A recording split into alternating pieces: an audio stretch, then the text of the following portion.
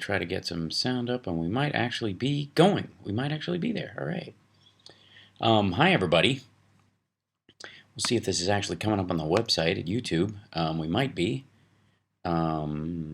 Fingers crossed. And we're going to be starting the regular show here in just a few minutes. Yeah. But I'm getting a chance to see. Oh, there you go. Look at that. Streaming. What do you know? At midnight. Hey, Rocky Mountain Mike, what's happening? It is, hi.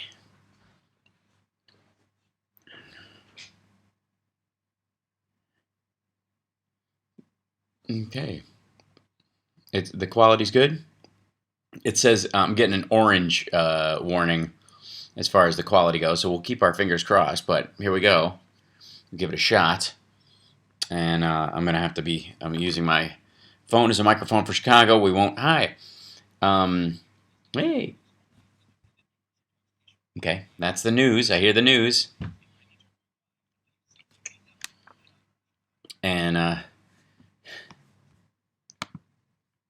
pardon me if I look a little exhausted, because it's midnight here. Oh, yeah. Carl, what's happening? What's happening, Cam? Stop lying, Dr. Oliva.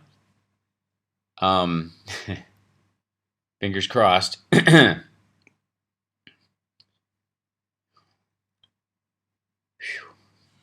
All right, we're almost ready to go. We're about 3 minutes out from the actual show. Insofar as I know, I'm streaming on the phone. I won't be able to take calls today, so you guys are going to be kind of the callers today. I'm going to go to you guys as a chat to kind of address some of what you're talking about. So there you go. Nope, I am still in Beijing, as you can see by the tea I'm drinking. And we leave tomorrow to go to Tinting.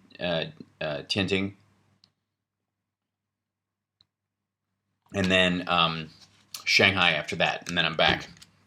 Yeah, can we see the mini bar? Yeah.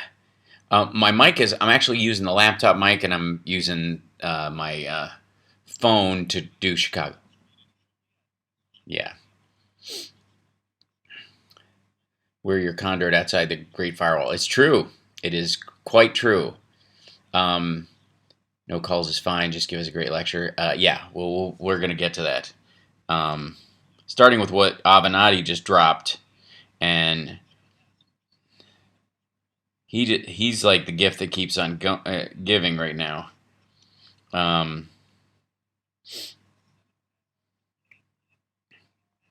Let's see. Oh, the how's the weather? Weather is not bad. If we're, the smog is the issue here in Beijing, and today was the only day where it was bad. Yeah. Yeah, I've never been to Shanghai. I'm very excited to go. Who is leaking that info to Avenatti? Inquiring minds want to know. I have two theories. I'm going to bring them up.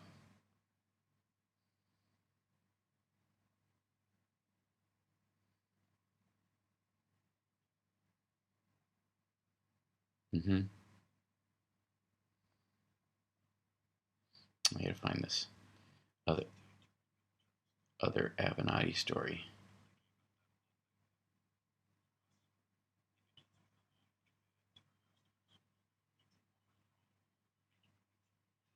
Hey. No, I'm not gay. Hello, Kids Mad Dreads. Are I gay? That I don't know.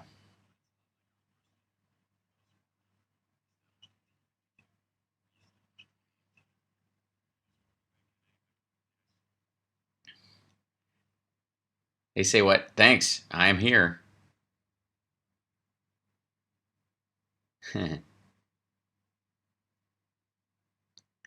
We're almost ready to start. Here we go. There won't be theme music, but I'll be able to hear part of it, I think. Maybe.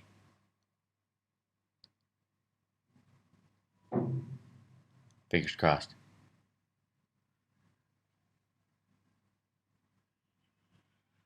Hey.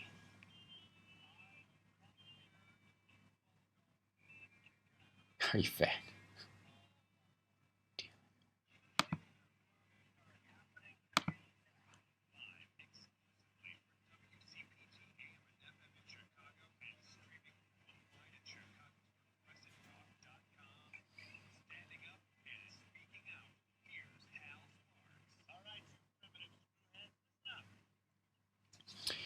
Well, well, here we are, guys. I am actually broadcasting today from Beijing. That's right. I'm in Beijing, China, right now, and the capital city where Tiananmen Square is, and the Forbidden City, and the Great Wall, and a little bit of backstories. I don't want to get too Rachel Maddow about this, but there's two areas where a little backstory is necessary. The main one being is that when I first moved out to Los Angeles, one of the things that I needed was an agent, of course, as many do. And when I was in Chicago, I got a chance to get an agent through a contest that I won. Part of the contest that I won, they let me go to this seminar, like how to make it big in LA seminar, kind of a chintzy, stupid thing. But it was all the agencies in Chicago were there to meet whoever been in this forum. And from it, I had my choice of two agencies, and the one I took was a group. Basically, it was just two women, and they had an office in Chicago, and they had an office in LA, and that's the only reason I took them. At the time, there was a big agency, Gersh. They were just in Chicago. They were huge in Chicago, but they didn't have an LA office. They paired with some other people, but they didn't have a direct office, and I knew that I was going to be moving out to LA. That was my 100% goal as soon as I graduated, and therefore I had to do this. I had to, I was like, this is the obvious choice. Okay, so I get my, I sign with this particular agency. They're not particularly big, but I come out for my first meeting with them. My dad thinks he's going to scare me out of being in the industry by bringing me out to LA and having me audition for stuff and not get it, and then feel like, oh well, that clearly, it's too hard, and I'll stay home and get an architecture job or whatever his plan was for me. And when I went out there, I actually got two jobs, and I had to choose between them, which was. And then my dad was like, "Oh no, he'll have a career." So it was a crazy time. But needless to say, my other agent, the agent that I had in LA, who was the partner of the woman that I was with in Chicago, had an office at 8383 Wilshire Boulevard in LA. And it's right on San Vicente and Wilshire Boulevard on the edge of Beverly Hills. And it's a sprawling building. It's got three corners to it. It is a large office building. And then there was a it was mainly an office building. There was I forget the name of it, but there was a restaurant downstairs where I had one of the most weirdly embarrassing things. I was originally up for Spider-Man, little story, way back in 1988 when they were thinking about doing it, and I moved out to LA, and I got through the process, and then they killed the thing, and the project went away, and I had this really sad lunch with my agent in that restaurant at that building. And she said, well, sometimes playing a superhero can ruin your career. And I was like, you're crazy. But this was an important conversation to have. She was trying to make me feel better. But she was like, yeah, if you play that, that's all that you'll ever play. And we had this big conversation back and forth over it. And then as soon as we get up to pay the bill and leave, Adam West was at the next table within earshot. And it was super embarrassing because I don't think she was aware that Adam West was sitting there, who played Batman on the original series and didn't work a lot afterwards, really. And it was just weird. I was struck by it, that thing. But anyways, there's a lot of history in that building. I engaged a lawyer at one point who worked in that building, so I've been in and out of that, right? And it turns out that, and I've got to look up this. Michael Avenatti has come out just this morning and dropped a bombshell on AM Joy about the fact that there's this DC law firm that made some sort of overtures to Michael Cohen to, either bring him on as a minor partner or some kind of craziness.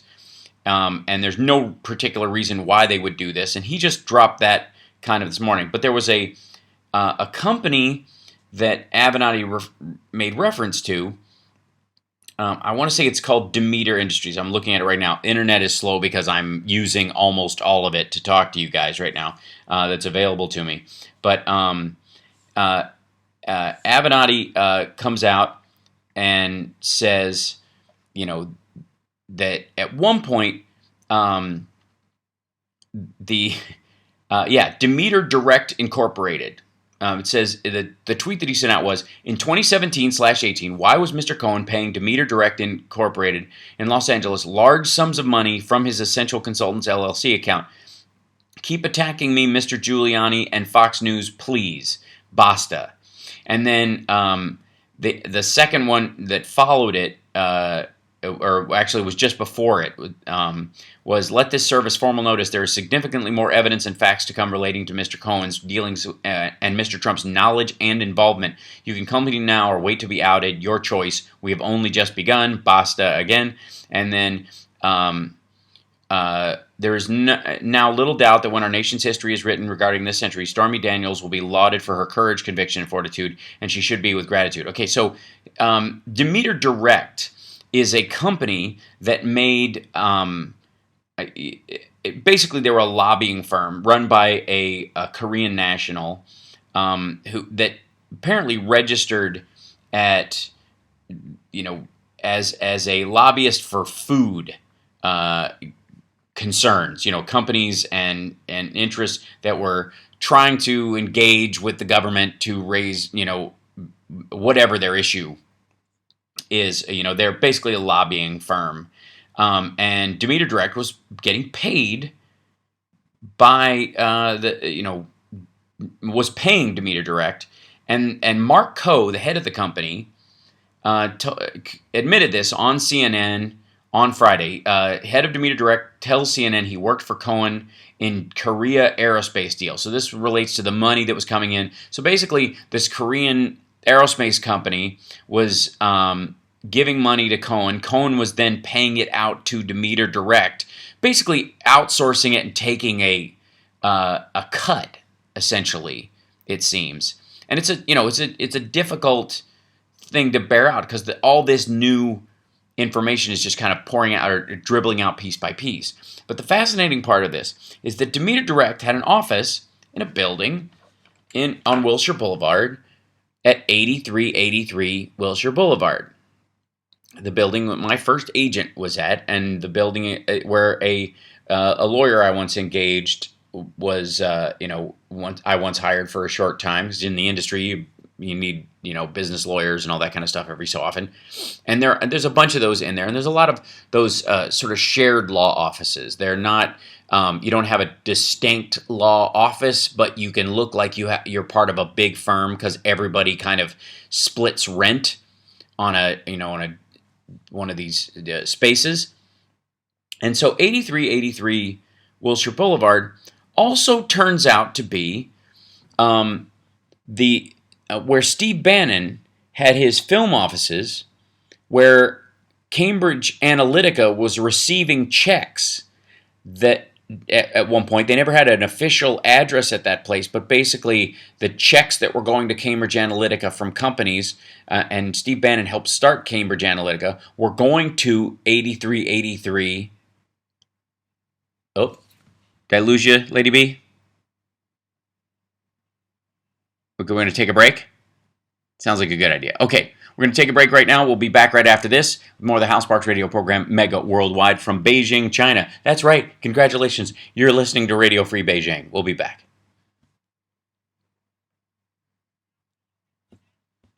Yeah, sure. I'll reconnect.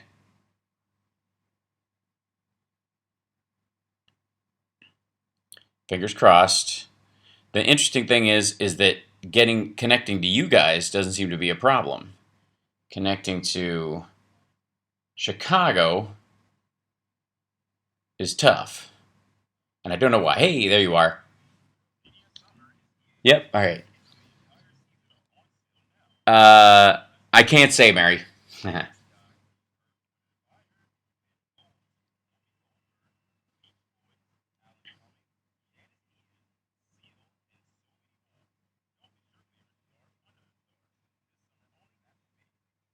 Yeah, this is going to be choppy, but we'll make it through.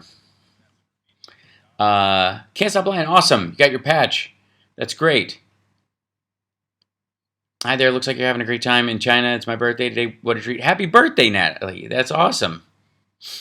Or as we say in China, 生日快乐. There you go. You're the first person I've wished happy birthday in Chinese from China. Congratulations. 生日快乐.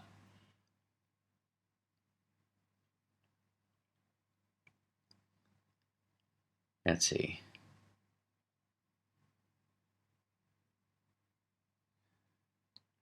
Well, technically, Brandon, I don't know. We'll see. We should be all right. Love those tweets from the Great Wall. Thanks, Carl. That was amazing. Oh, great, Denise. Say what? There you go. Yeah. Yep. I'm ready. Hello, can you hear me? I can hear you. You can't hear me? Hello, hello, check, check. Hello? I hear you. Hello? Rats. Oh, it's reconnecting again. Damn it. See, why can it, how come, why does YouTube work so well and then this doesn't? Hold on. Just give me a second. And holding and reconnecting. Sometimes you just gotta dodge away. Hey, I'm back. Can you hear me? Hello? You hear me? I'm back. Okay, great. Yes, I can. Okay.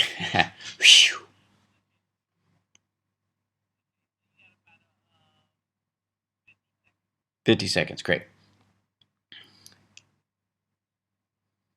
Yeah, it's funny that the sound is great on YouTube, and then it's just like a tooth pull getting it through what would be a normal setup. Where, I think it's great you're taking the time to do your show half a world away. Thank you. Oh, well, I'm glad to, you guys. CPA, the mic on the phone is pointing down so it gets your voice reflected from the desk. Oh, well, I don't know if I can help that. I suppose I can turn it this way, rotate it around, but I don't know if I'll be able to hear anything. Hopefully, maybe this is better. Does that sound better? I don't know. We'll find out.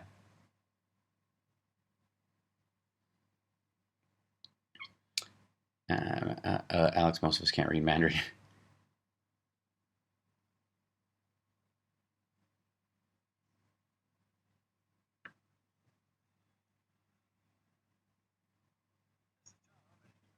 Cool.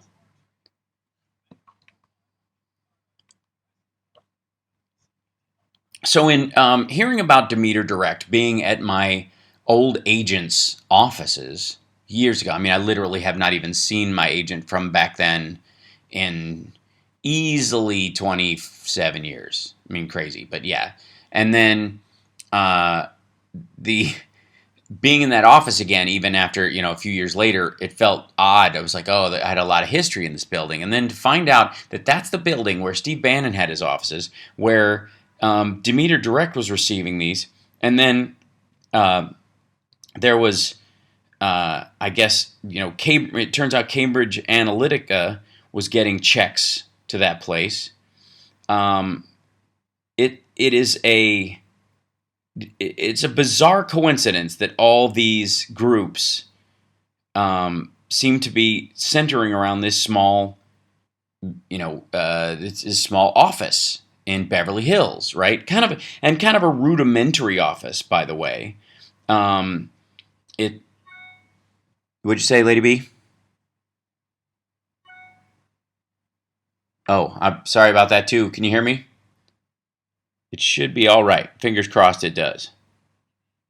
Yeah. Okay. Welcome. Thanks. Thanks for being patient today, guys, because I am doing the show from Beijing, China. If at some point I drop out fully, Lady B will fill in with a best of or a leftover best of, and I really appreciate everybody's patience today. But I think it's really kind of exciting to do the show here, and I do want to report on some things that are actually happening here in China that relate directly to, American, Sino-American relations, especially in regard to North Korea, and we will get to that in just a minute. So this 8383 building is a heavy player in this.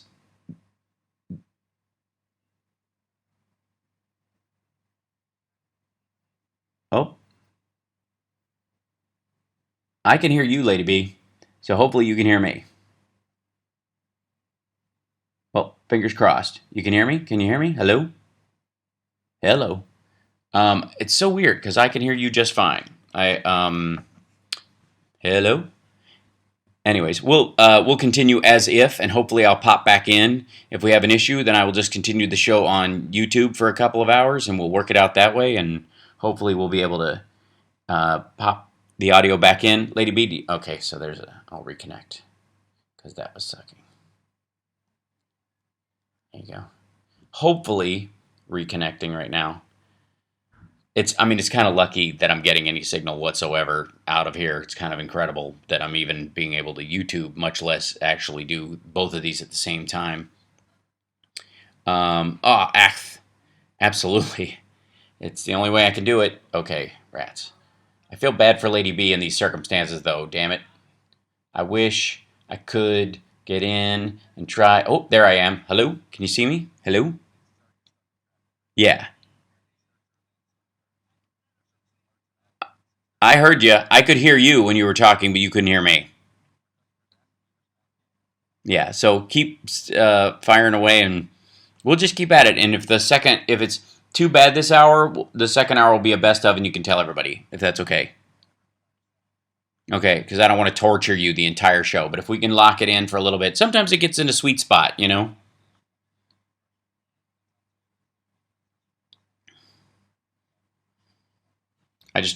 I hate torturing Lady B when we're trying to do the show. And thank you, F.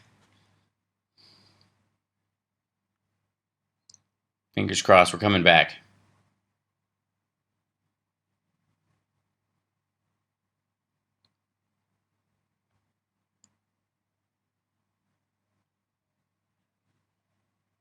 Okay.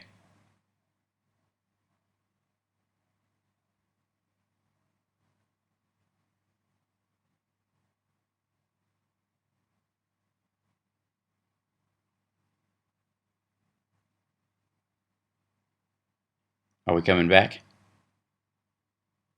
I hope she hears me. Yep. It says I'm connected, so I'm going to go with green. Thank you, Billy. The Escape China Fun. It's 15 hours difference. It's Saturday night. It's technically Sunday morning right now. Are we coming back, Lady B? There we go. Awesome. Well, I think I'm back. Am I okay, Lady B? Can you hear me? Are you able to hear me? Okay, great. Okay, thanks. We're trying to find that sweet spot so you can actually hear me. And I appreciate everybody's patience today. Like I said, if we have at some point, if it just goes south, Lady B will do a best of for the second hour, and I will pick up where I left off. But one of the things about 8383 Wilshire Boulevard, which we were talking about, besides the history that I have with the building, from years and years and years back, is that Steve Bannon had his, his film office out of there, and another company called Glittering Steel.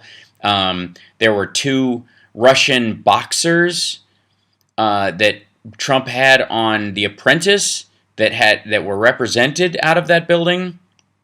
It wouldn't be hilarious if it turned out to be my old agent. I doubt it. I think she moved, but that never. It's neither here nor there. I don't think she's in the industry anymore, quite frankly. And then of course this business, Demeter Direct, had their offices there.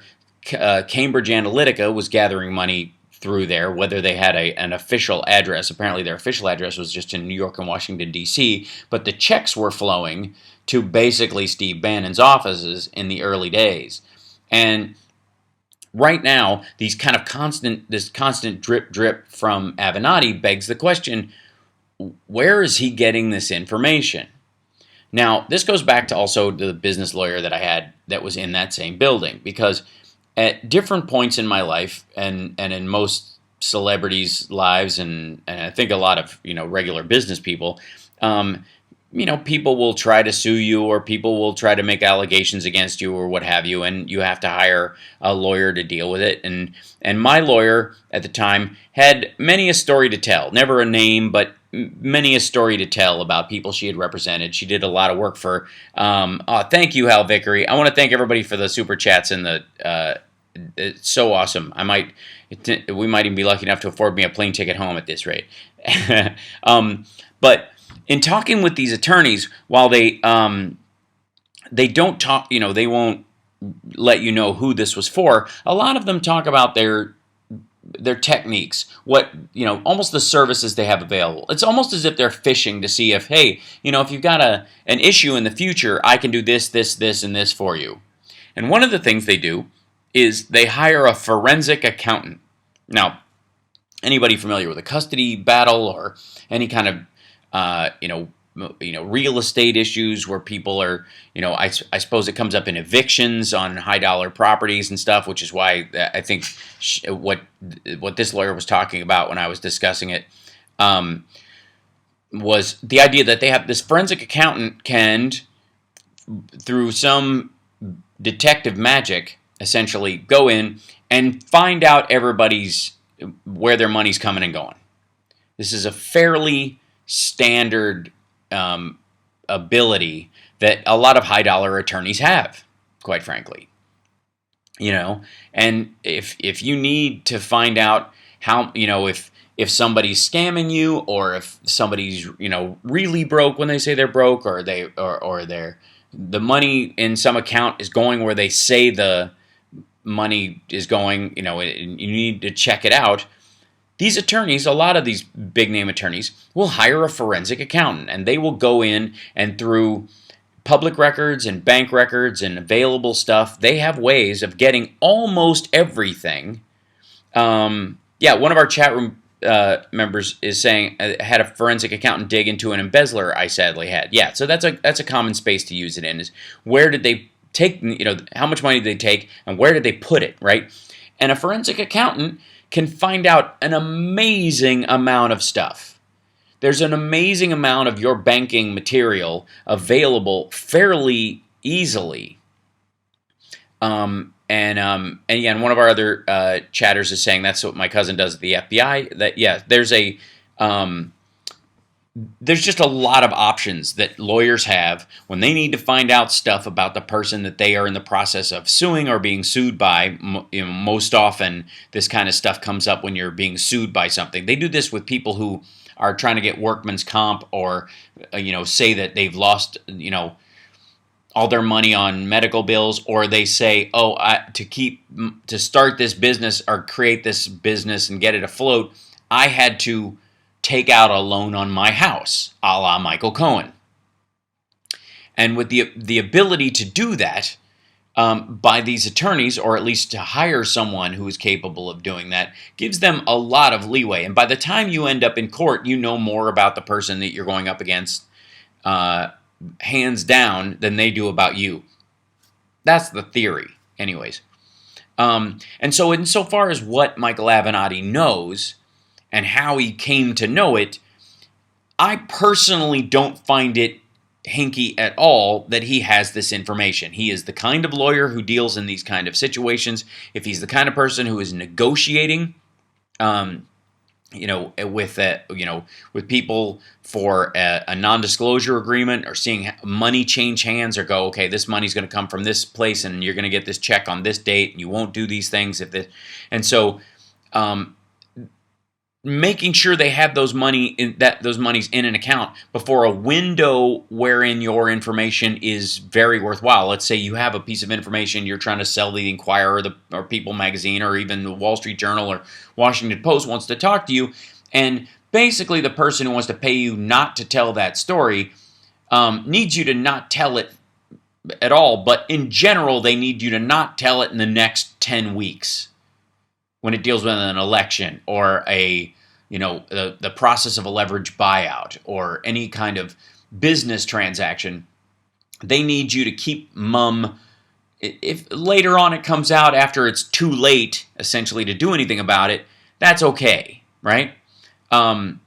So all of these, Avenatti, the information that he has, and one of our chatters, Carl, saying one attorney commented that the info Avenatti got might have been a crime for the person who leaked it, but not for the person who received it, and that's entirely true. I mean, that's the other angle, and I think the other angle, and it is worth talking about, is Vladimir Putin now releasing information to interested parties through intermediaries without their knowledge or with their knowledge to bring down Trump finally, because he's outlived his usefulness, and he's not, they've gotten all they're going to get from him, right?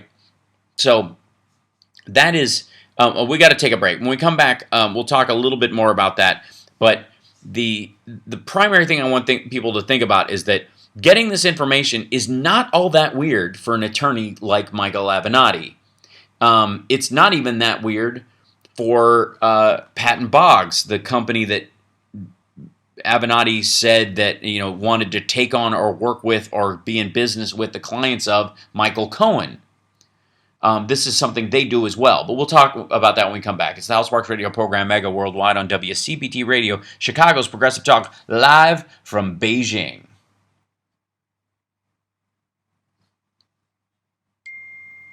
Oh yeah, there you go.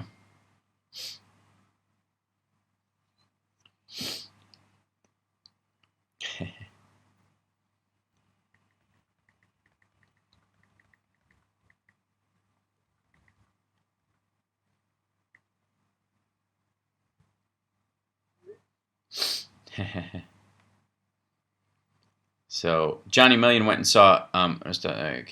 Johnny Million went and saw King's X in Chicago before he went to. He was going to be in this week, but he went to Hawaii, of all places. Hopefully, he's not going anywhere near the the lava.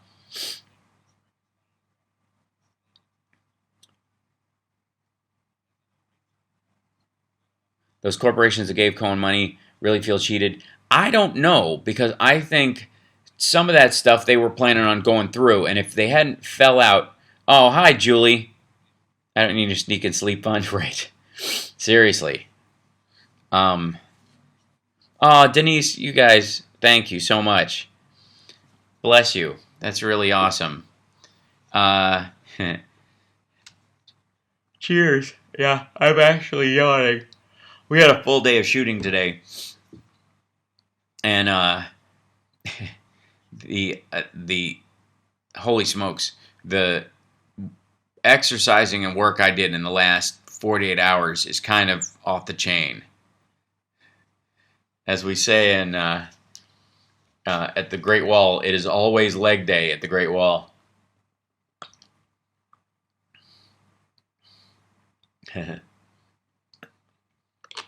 Mm-hmm. Thanks for your support, all the super chatters. Absolutely. Thank you, Carl. Thanks for saying that. Be careful not to swallow your face when you yawn. Yeah, it might happen. I'm not surprised anymore by our president. Yeah. Well, yeah, I mean, essentially everybody's, at this point, almost like everybody's just waiting to vote.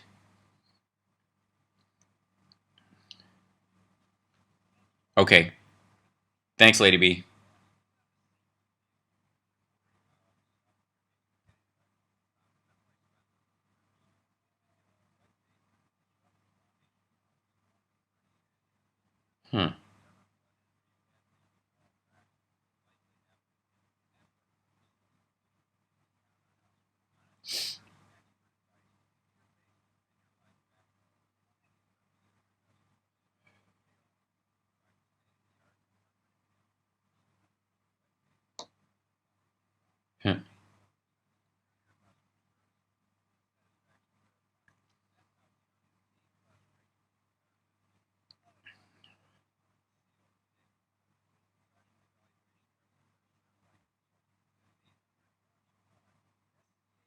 Yeah, this is, I mean, interestingly enough, this is one of those areas where you can get into a real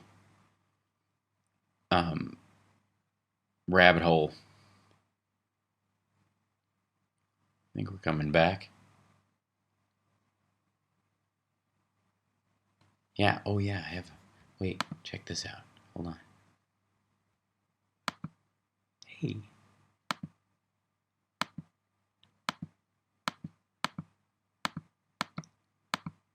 Whee! Are we back, Lady B?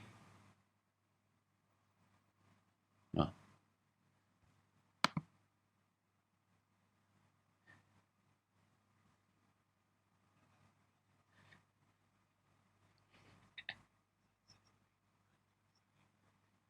Welcome back to the show. So, obviously, Avenatti's been the gift that keeps on giving. And the interesting part about it is that he seems to be holding sort of the best parts of what he's got as far as information close to his chest. A lot of this is just trickling out. And even his sort of remark about Pat and Boggs, which was really, their relationship to Trump,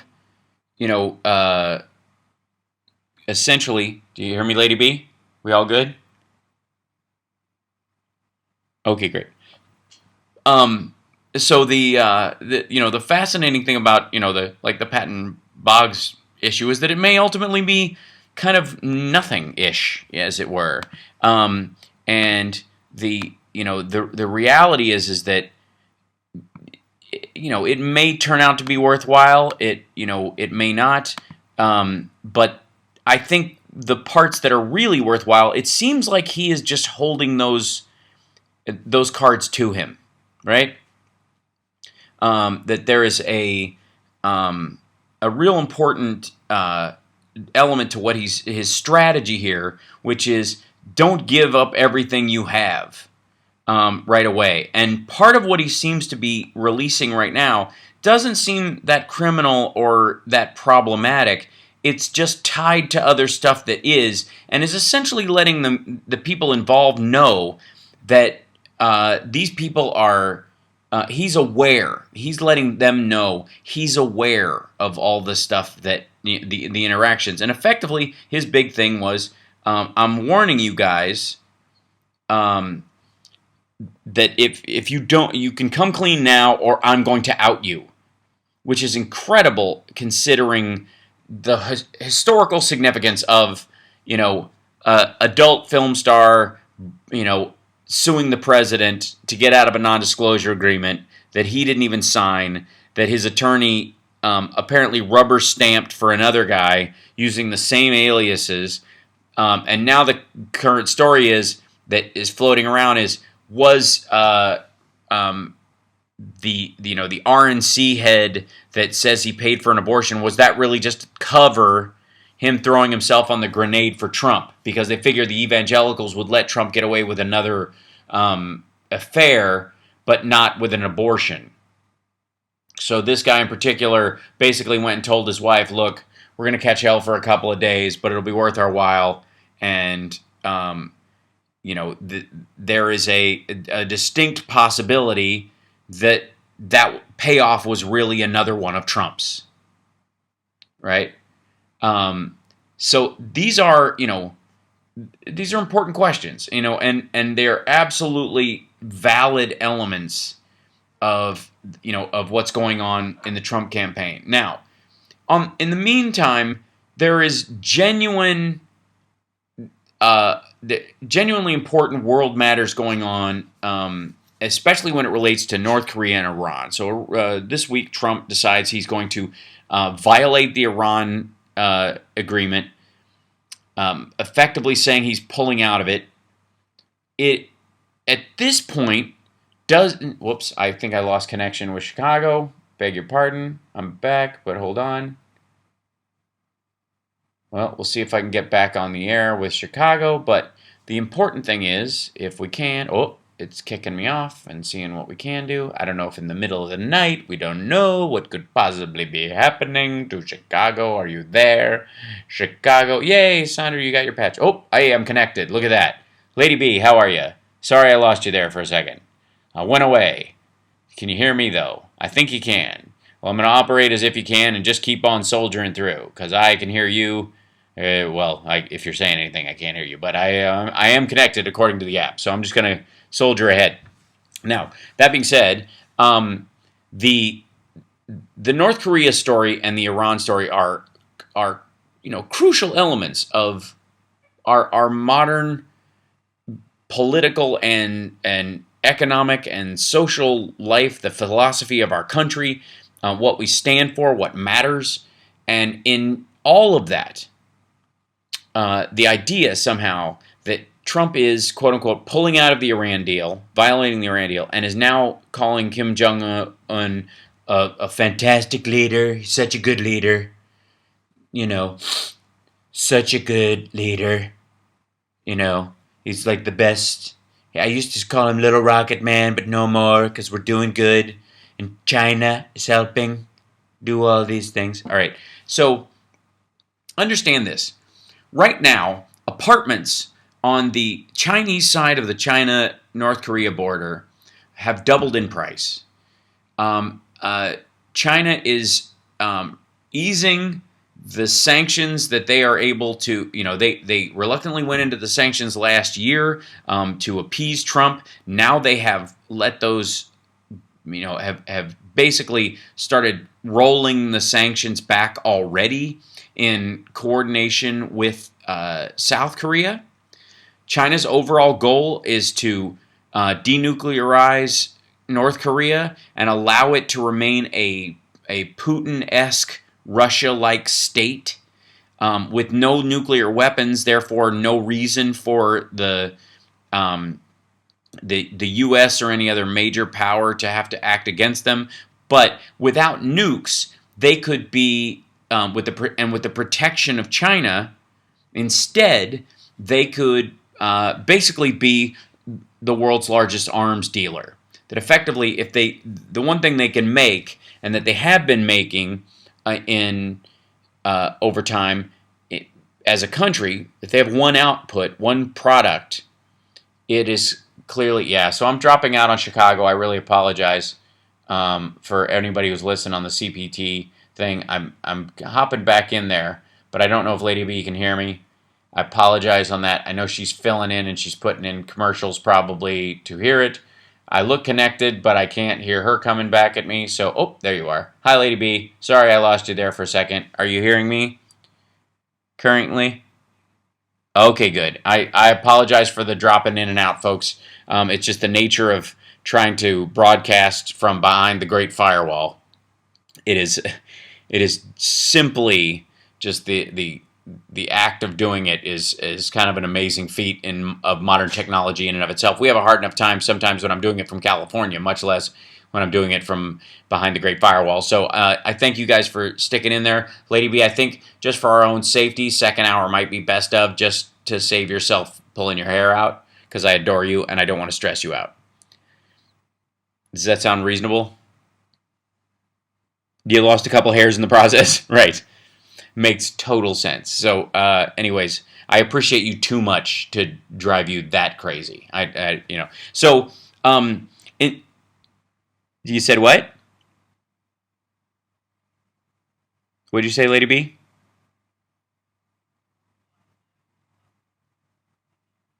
Yeah, it's completely understandable that you lost a couple of hairs, and I blame myself. So, But the big thing that you need to recognize that in terms of North Korea, China is the prime mover here, and South Korea and China both have the same goal ultimately, which is to get U.S. military presence off of Korean soil.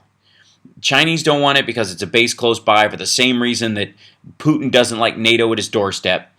And so both China and South Korea want North Korea to knock it off and just be a standard awful as opposed to a nuclear-powered awful. Now, the big reason why most countries want nukes at this point is because that is the only thing that keeps the U.S.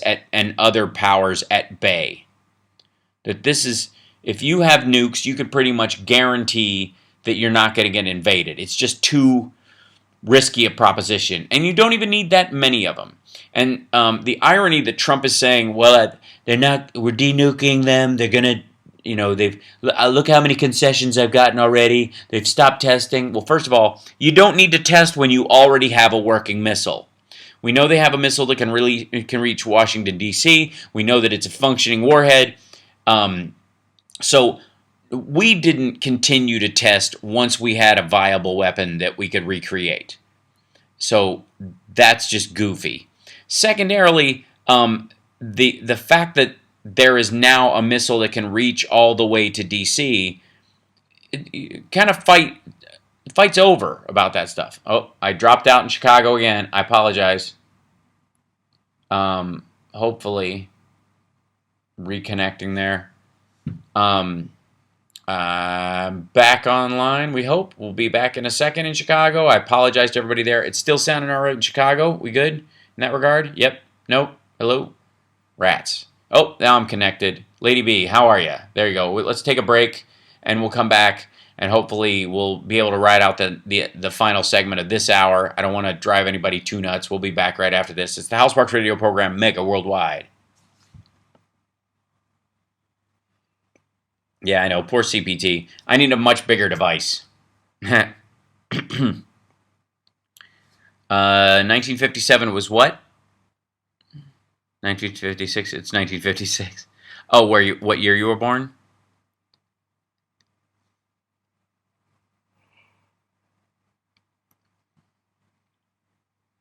That's the Chinese antivirus going after.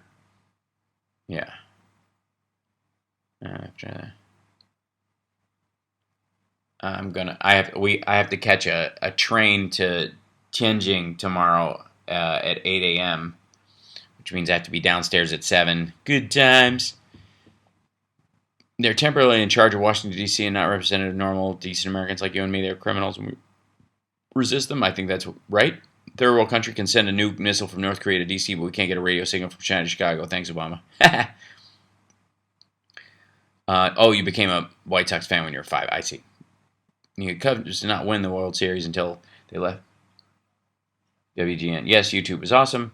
You get old people in here out. That's true. All of my friends overseas hear it from me that we are being run by a cabal. Right.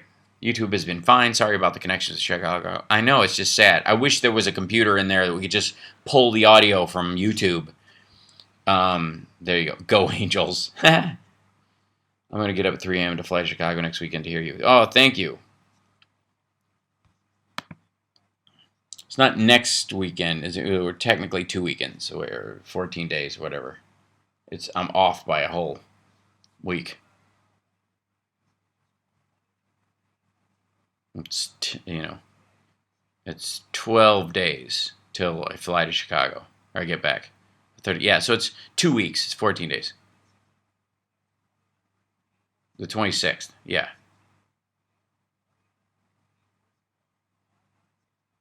And so I was saying how I'll have the Chicago stream the YouTube audio. I know. It would be so much easier.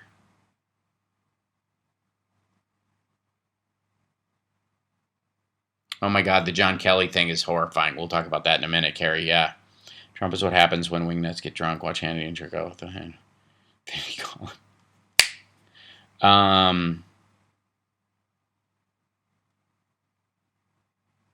Yeah, you'll be there on the 26th. That's awesome. Coming back.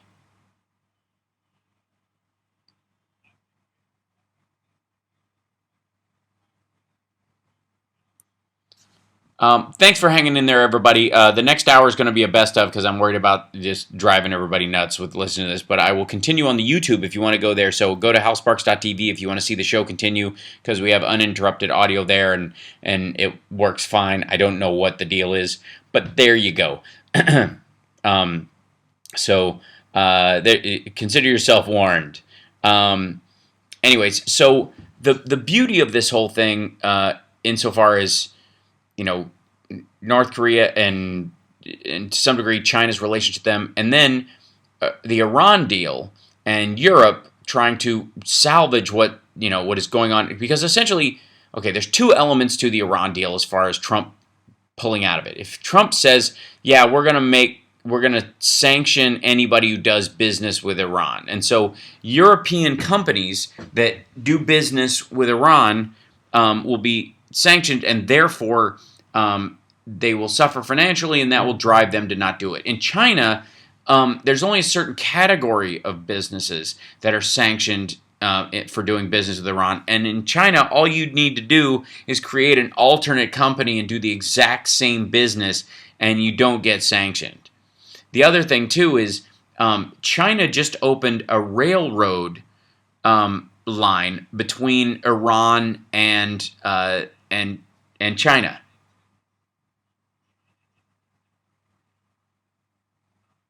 Oh, look at that. I'm getting an echo now. That's fun.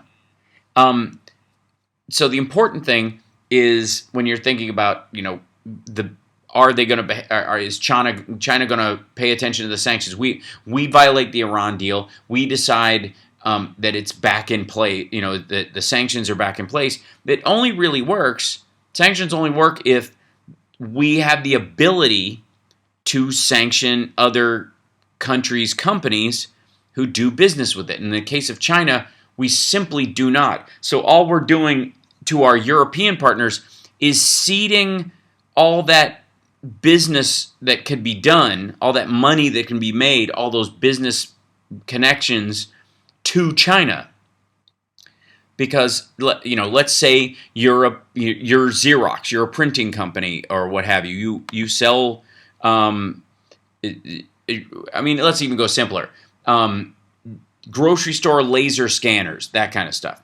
So you have a company that makes those kind of things in Europe, and you want to sell them to emerging markets, and Iran's one of them because they've got a very functional, steady environment for that kind of business to grow. They're not a third world country anymore. There are big sections of it where when they're functioning and they're not starving because of sanctions, they've got a robust economy that's resilient and modern, and people who want and expect a modern life. And so it's a really good option for you to sell to that market. However, you can't because Trump has decided to violate the sanctions, and therefore, you can't do that, or your business will get sanctioned to the tune of as much as you would make on the process plus a little bit. You would actually go into the hole over it, so you can't. But China can. China can take whatever you're doing. Thank you, TLK Knitting, for the super chat. That's really awesome. I really appreciate that. And China can just simply, if they've got a business that makes those things, they can just refile their business paperwork to create a different group. Thank you, Carter360. And then from that, they can sell to Iran. They can take that very same device, that very same equipment, and sell it to Iran. And get away with it. And never be sanctioned.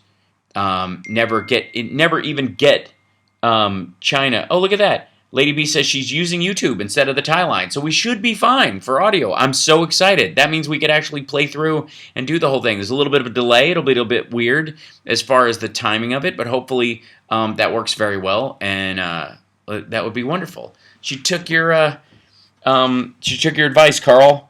That's wonderful.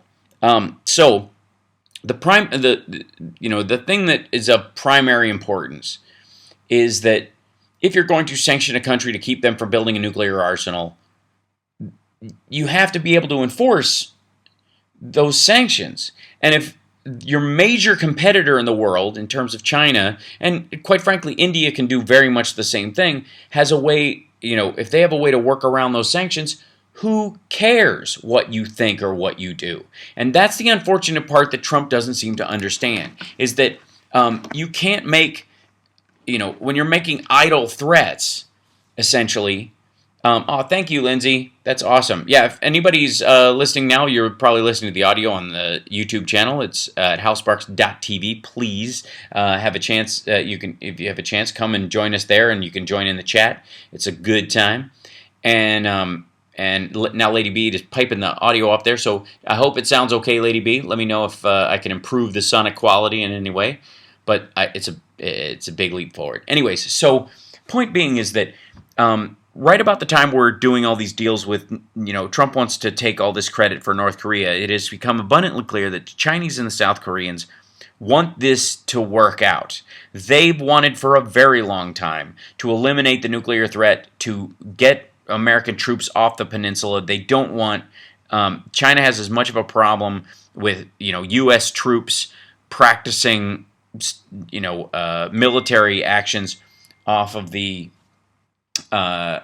coast of South Korea. They have almost as much a problem with it as North Korea does, and as South Korea does. So they have that impetus. The other thing is that they have a relationship with Russia. They Vladivostok, I think, is really like right next to North Korea and China. They the Siberian sort of peninsula area arcs around the outside of China.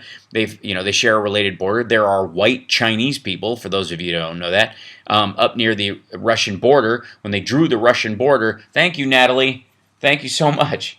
That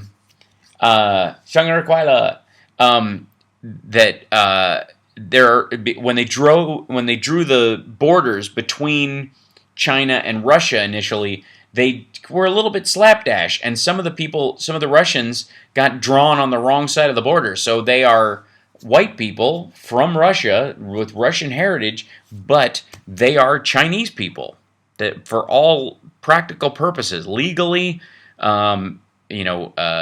socially, experientially, they have Chinese passports. They are technically Chinese, even though they're Russians. So, and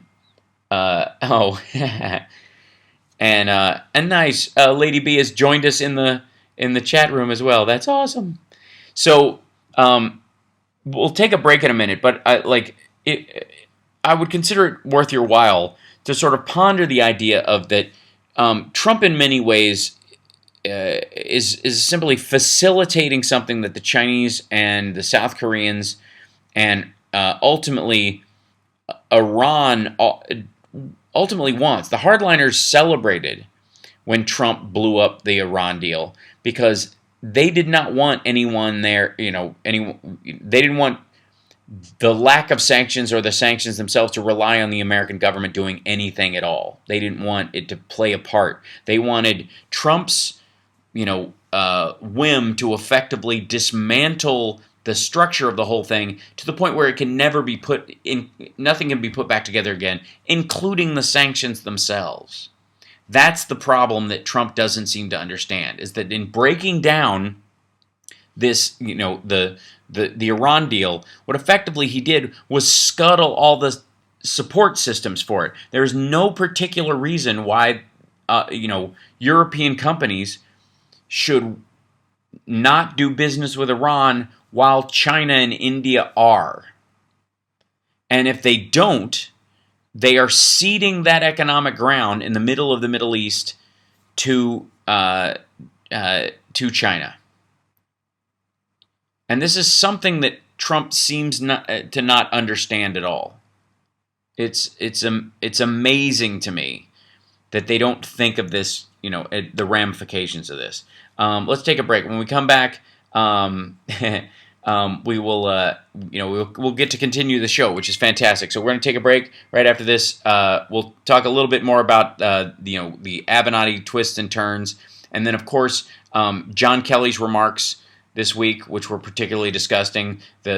How the White House staff has just basically is trying to live up to the lack of quality of Trump's character.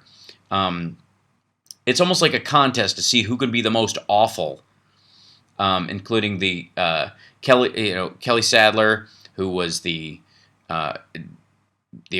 Trump appointee, who essentially said that John McCain's going to die anyway, so who cares about him? They're all cut from the same cloth. We'll be right back.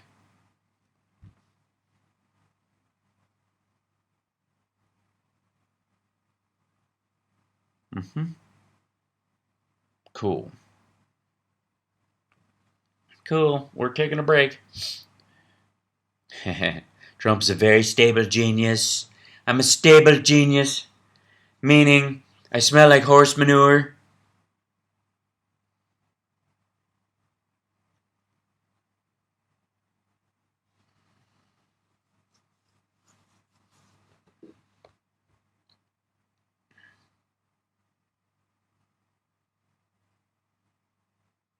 Okay, we'll do this in a minute too.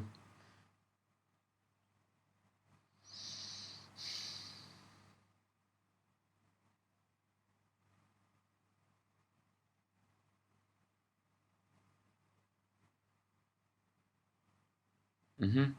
Let's see. Let's see. We'll roll back and catch up with you guys. Lady B! Your name looks like a star's handle. Absolutely. Can't think about the ramifications of brain surgery with the goats in the room because I have no idea what you're doing. Brain surgery. We're all talking to Lady B, but she's busy running the show. That's right. Sparks, be quiet. We got Lady B in the house.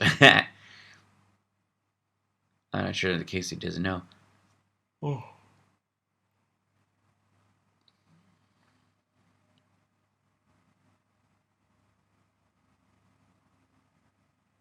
Mm-hmm.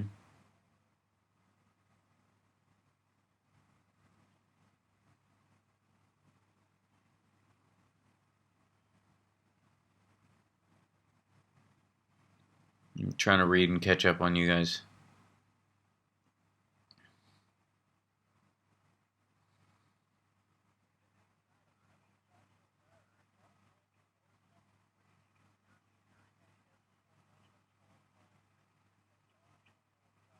Hmm. Hi, Bob. It's not a sticker, it's a patch. You can make it a sticker, I guess. You can stick double stick tape on it and attach it to somebody, but yeah. Cool, Billy. Nice. Singer of my favorite band is a Cubs fan. He's happy that makes him music. Okay, good.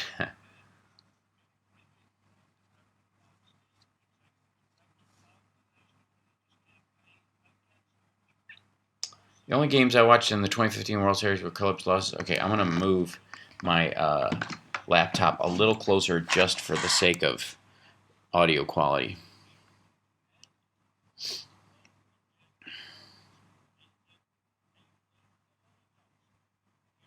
Do you think Trump will start assassinating people who disagree like Putin?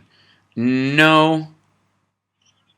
I don't doubt that he might try. It'd be hard to find a member of his group that would carry it out as wantonly as he would need them to.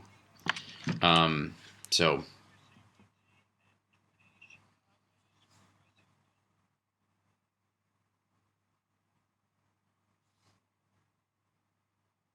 we're coming back in a couple minutes.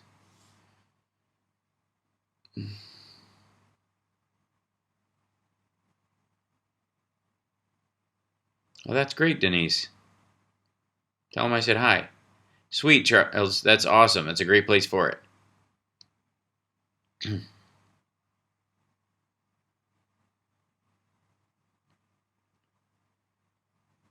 Hi.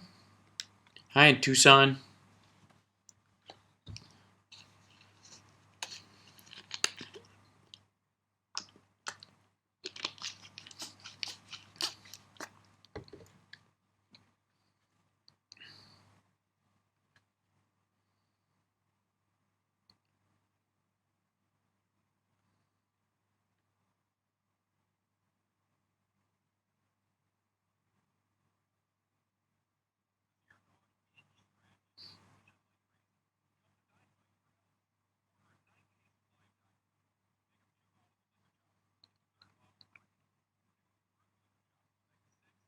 Hmm.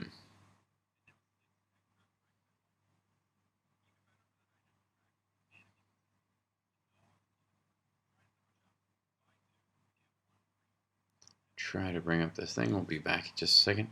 What are those crunchy snacks? I'm coming back, I think. Back, sorry I missed so much. Oh, that's nice you're barbecuing. That's great.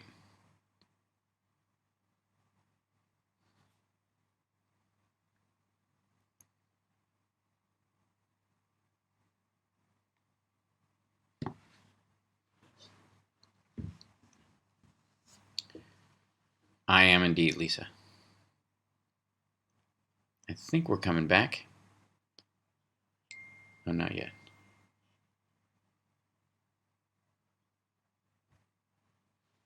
Turn down the...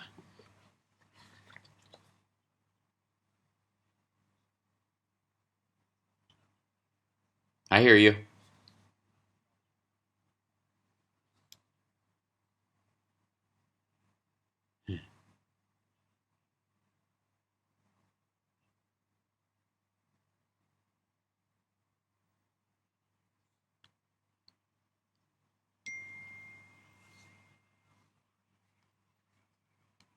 Yeah, see?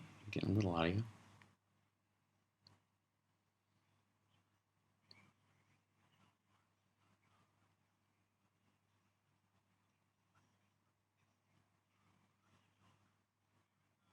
Thank you, Bob. Hey, everybody. Welcome back. So, obviously, Trump has, not let the, I guess, the lack of reality around him slow him down. It doesn't seem to matter to him the ramifications of the stuff he gets himself involved in, because ultimately it's the things he's doing are not with the purpose of actually solving an issue or getting things done. It's more keeping promises that he said to people that he had no intention of actually being able to keep, and not knowing that keeping them will actually cause more damage in some cases than doing them. Now this put up something, and usually they're kind of ballpark. They're not they're not light about things. They don't just do things and kind of pretend to be. They don't do a ton of both siderism, but they're definitely not attack dogs or whatever. But they released this video with the title, "Now This is Shameful Even for Trump," and this is the audio. Let's see if I can get you to hear it. Trump is lying to the military spouses. That also includes raises for our military. So I'm not. First time in 10 years. Okay, that's not true. Trump said he'd given the troops their first raise in 10 years. They get a raise every year. They've gotten a raise every year for 30 years. Today I'm here to tell you that my administration is totally committed to every family that serves in the United States Armed Forces. That is why earlier this year I was proud to sign that big pay raise that I've already spoken about. And I am proud of it. And by the way, I know you don't care about this, but that also includes raises for our military. So I'm not. First time in 10 years. And I guess there'll be others too. Would you like one sooner, or do you want to wait another 10 years? I don't know. Okay, military advocates sat there confused, having pushed a pay raise each year. Under Obama, military pay was raised by 3.9% in 2009. This year, their pay was raised by 2.4%. First time in 10 years. Not even close to true. Not even close to true. And this is like kind of a constant with him, is that everything he does must be bigger and better and greater and whatever than anything that Obama did, and that seems to be the primary importance here. And then we find out that he just wants to look better than Obama or anybody else. Going, this is in 10 years they haven't had a raise, and the biggest one. And then Mike Pompeo comes out and says the U.S. will help North Korea build its economy if it gives up nuclear weapons. The United States will help North Korea boost its economy and living standards to levels like those in prosperous South Korea if it gives up its nuclear weapons, Secretary of State Mike Pompeo says, adding that the country aspires to have North Korea as a, quote, close partner and not an enemy. Mr. Pompeo said he told North Korean leader Kim Jong-un of that hope during his brief visit to Pyongyang earlier this week, during which he finalized deals at the upcoming June 12 summit between Mr. Kim and President Trump, secured the release of 3 Americans imprisoned in the country.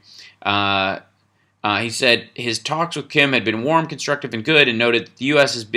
has often in history become good friends with former adversaries. We have good conversations about the histories of our two nations, the challenges that we have had between us, Mr. Pompeo said, during a news conference with South Korea's visiting foreign minister, Kang Kyung-hwa. We talked about the fact that America has often in history had adversaries who we are now close partners with, and our hope is that we could achieve the same with respect to North Korea. He did not mention other adversaries by name, but Pompeo and others, that's silly. Japan, Germany, to some degree Russia for a while anyways, that kind of stuff. It's not weird. For Christ's sake, we fought a revolutionary war against England, and they're one of our primary partners. If North Korea takes bold action to quickly denuclearize, the United States is prepared to work with North Korea to achieve prosperity on par with our South Korean friends. Okay, that's kind of ridiculous, since South Korea's prosperity isn't the result of American help or aid or any of that stuff. It's because of the Samsunging of their entire economy. South Korea is the first country in the world to have a robot Bill of Rights, for Christ's sake.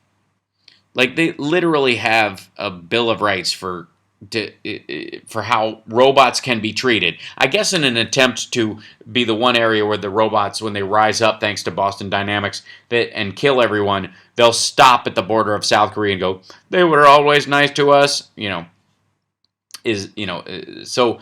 But the the most important thing that you recognize in dealing with this is that Trump and Pompeo ultimately have almost nothing to do with North Korea's acquiescence and changing.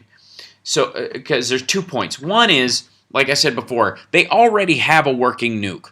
They already have a working nuclear missile that can reach Washington, D.C., so they don't need to do any more work. And secondly, the area where they were testing their nukes, the actual warheads themselves, they were testing them underground, and the place where they were doing these tests has had 6 earthquakes since November, non-nuclear related, meaning that these weren't quakes caused by them testing warheads. It's literally been genuine ground quakes that wrecked the facility and were ultimately more dangerous than effectively having a loose nuke in their backyard. So part of shutting down their system is the North Koreans are finding out very much what the Russians found out, and a lot of, quite frankly, what America could have found out if we didn't have a lot of debt or expendable income, depending on how you look at it, is that nuclear weapons are hard to maintain. They're expensive, and they're dangerous. And keeping them up to date is prohibitively expensive.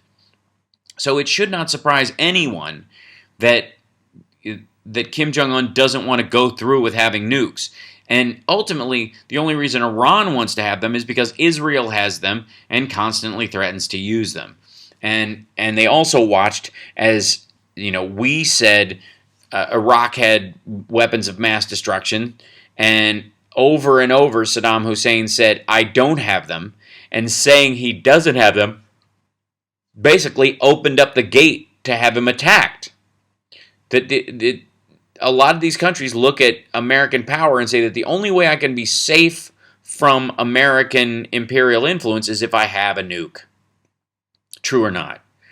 Or at least pretend to, pretend to have a working system. And in the case of North Korea, this is the strategy that they've been trying to push. And arguably that was the direction that Iran was going until the nuclear deal went into place. Now that it is done, now that it's broken, because ultimately it is the agreement didn't end. Trump didn't pull out of the agreement. He violated it.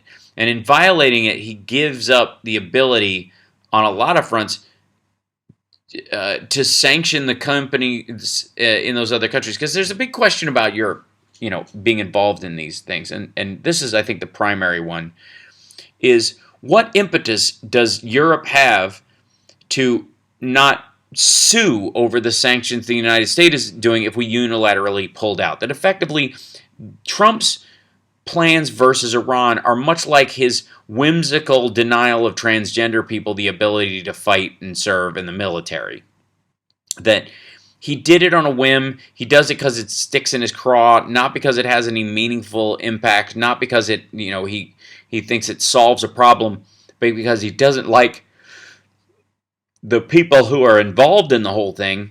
He wants, he feels the might makes right idea. He wants to look like a strong leader. He wants to be macho. And so by pulling out of this deal, he throws some red meat to his, to his supporters, and looks like, and he lives up to that statement he was making. I wouldn't call it a promise necessarily, because he said he was going to end it on day one.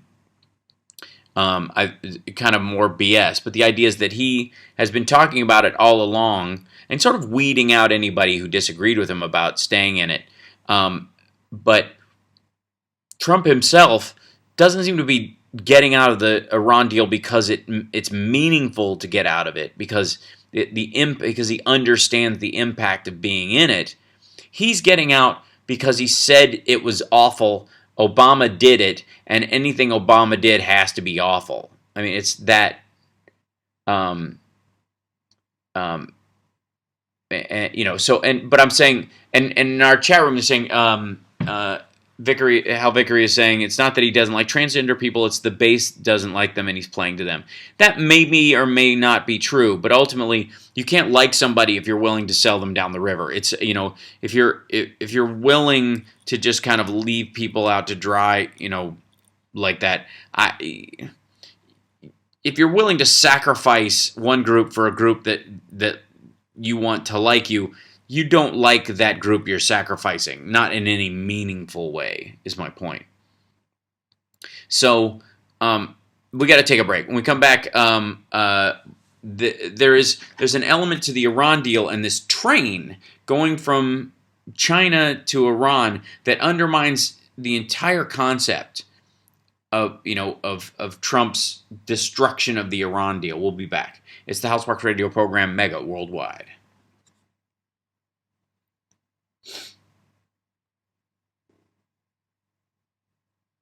I think.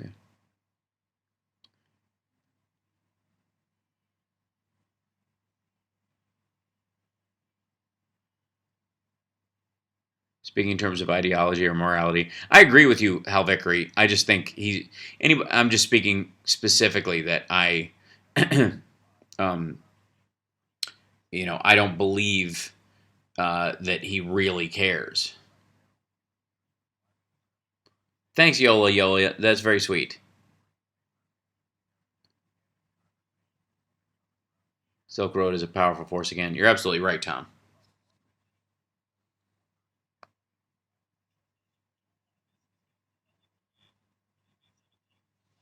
We'll get.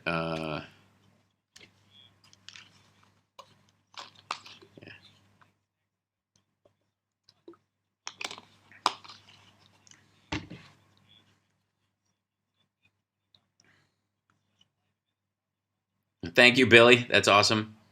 We are going to buy 666.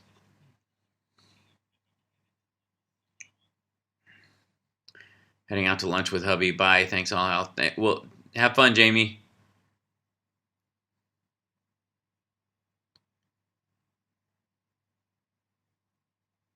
Mm-hmm.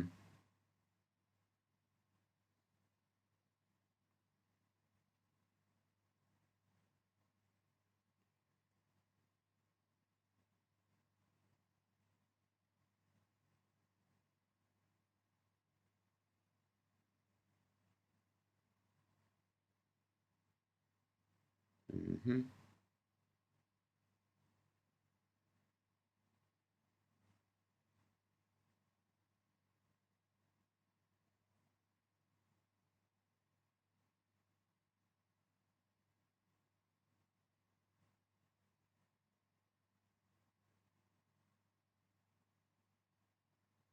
Okay.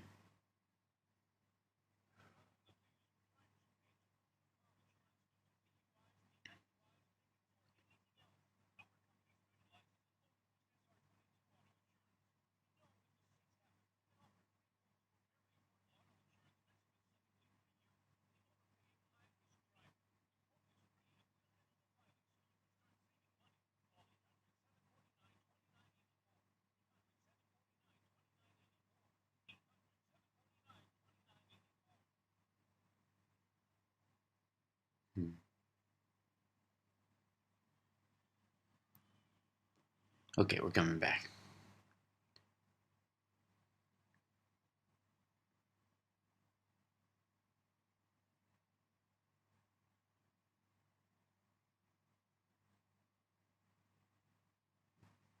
Okay, and I think we're back. So, Trump is effectively pulled out of the Iran deal, and according to the Washington Post, put us in what they say is, quote, the worst of all possible worlds. We have broken the agreement with Iran, but we are unable to impose a new sanctions regime in its place. Instead of making diplomatic investment, we're shouting and barking orders. Just after Trump's announcement, the American ambassador to Germany issued a threat on Twitter, quote, German companies doing business in Iran should wind down operations immediately, unquote. As a result, European leaders are not talking about Iran. They're talking about how they can protect their companies from American sanctions and how they might retaliate. This in and of itself, is coming from an article in The Guardian. The U.S. faces European backlash against Iran's sanctions. Senior politicians say Europe will consider countermeasures to keep trading with Iran. Europe is preparing to introduce measures to nullify the effect of Donald Trump imposing sanctions on any non-U.S. firm that continues to do business with Iran, the French government said. The warning from French Finance Minister Bruno Le Maire, suggests Trump's proposals to corral Europe into joining U.S. foreign policy on Iran may lead to a severe backlash by EU firms and politicians, especially advocates of a stronger independent European foreign policy. We have to work among ourselves in Europe to defend our European economic sovereignty, Le Maire said, adding that Europe could use the same instruments as the U.S. to defend its interests. Speaking on Europe One, he added, do we want to be a vassal that obeys and jumps to attention?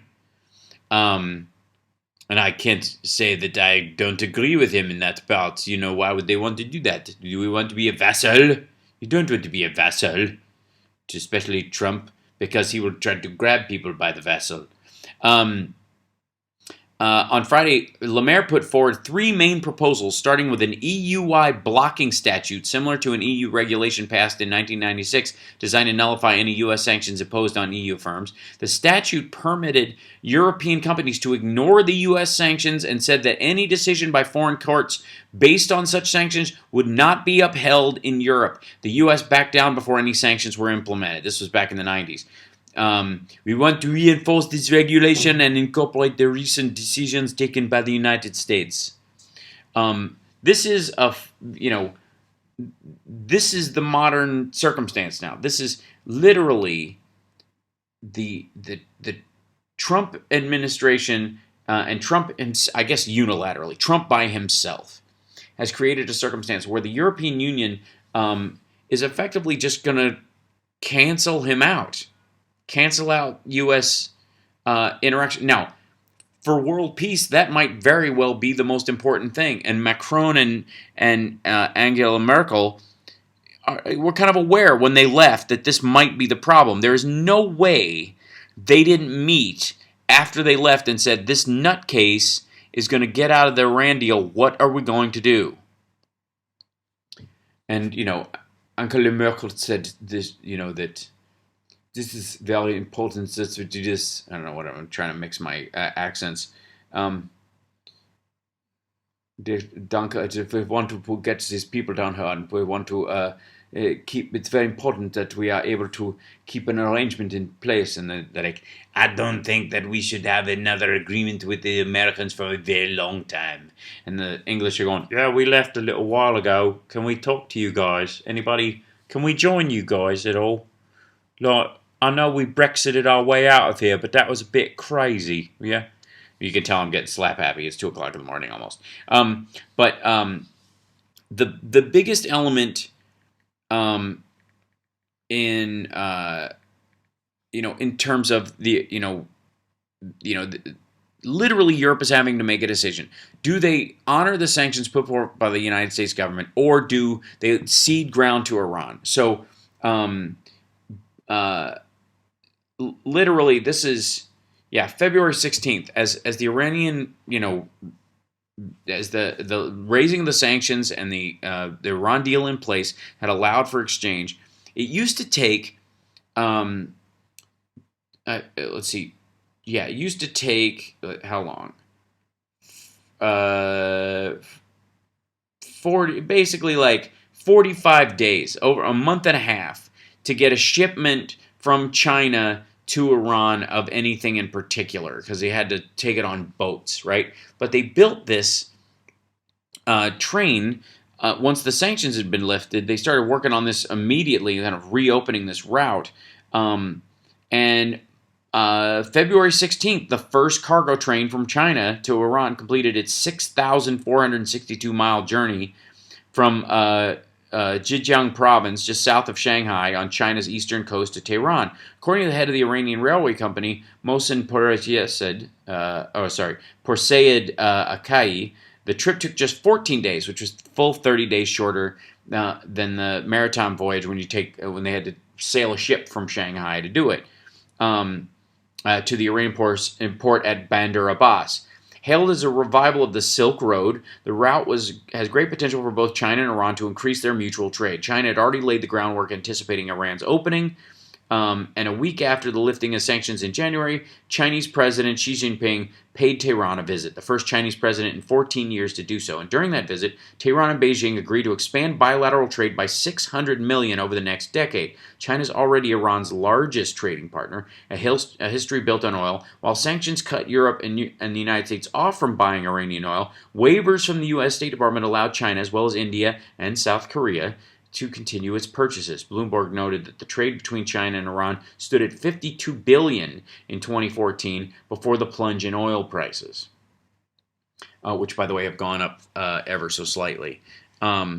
China sees the route as a piece of the larger One Belt, One Road initiative. Iran, for its part, is intent on becoming a regional rail hub, seeing Chinese trains continued onto Europe via its territory.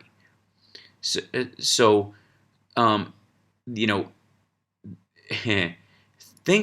about that for a second. That Beijing has opened a railway from an area just south of Shanghai all the way to Tehran, and the intention is for Tehran to build another train that goes to Europe. That's impressive, and with the idea of ultimately opening trade and having a more cohesive relationship with Europe via rail car, And let's not forget that before the CIA deposed the Shah, or installed the Shah, pardon me if I'm getting a little loopy, unseated the democratically elected leader of Iran, before the CIA helped do that, Iran was a place the British used to go ski in the winter.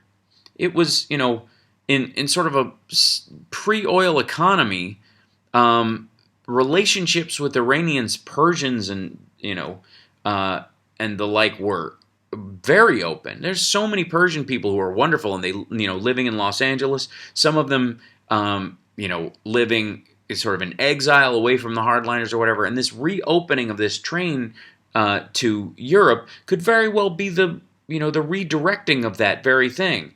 Because when I was growing up, when I thought of Muslims when I was a kid, my experience of what that meant was Salah from Raiders of the Lost Ark. It wasn't this hardliner idea. It was pre all this nonsense, and it was like any other monotheistic religion from the area. It wasn't a violent mess in that regard, and it lasted for a very long time until a lot of this messing around started. And so the important thing is the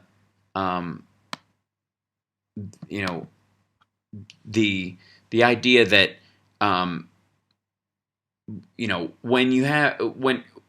when the rest of the world doesn't need you anymore to instigate a healthy relationship, they're sidelining you. Now, ultimately, if you want to talk about the I'm a machine right now, guys. Ultimately,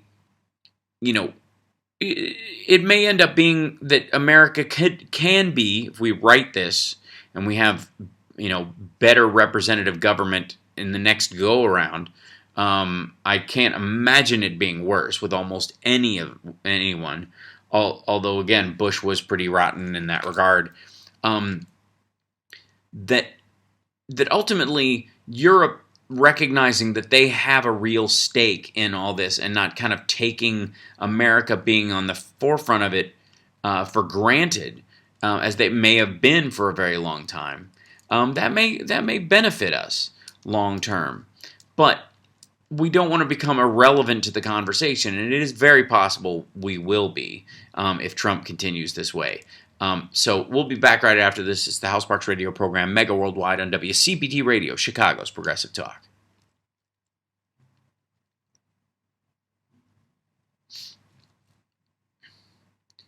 I do not like Cocaine Mitch and his China people relatives. Mitch McConnell's China relatives have been spreading rumors that I am mentally defective and a bit loopy, and drink a pint and a half of gin before every one of these ads. This is false. I drink a gallon of bourbon out of a plastic milk jug that my cousin makes for me, and I don't trust any other liquor because it is made by China people, and the only thing worse than that is Korea people. So vote for me as I run for an independent. That guy was awesome. Cocaine Mitch. You're doing flips and twists just to get to a pair of American blue jeans. That's right.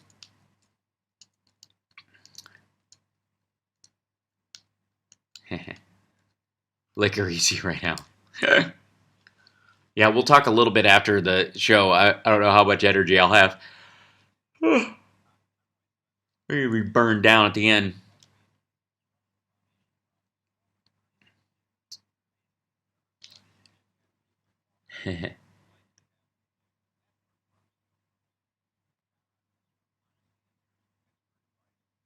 I'm sitting on a pillow, Julie. Maybe that's why my butt's asleep. What?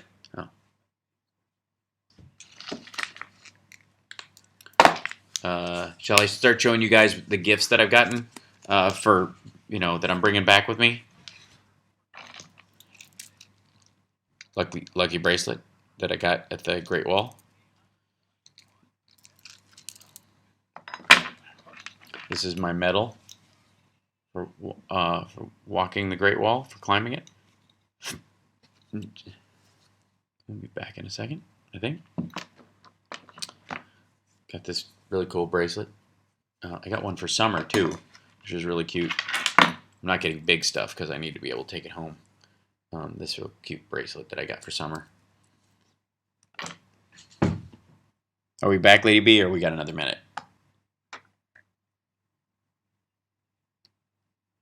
Okay, great.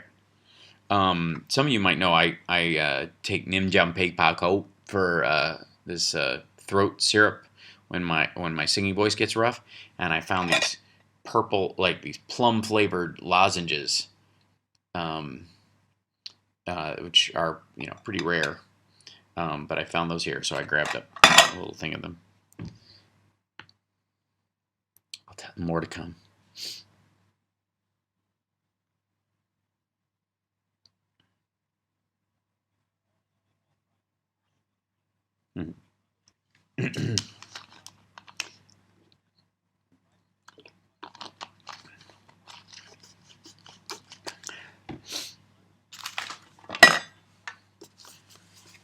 Oolong tea from this specialty tea place that I went to where I watched the tea ceremony. Really awesome. Good snacks like preserved egg in plastic bag, like that kind of snack.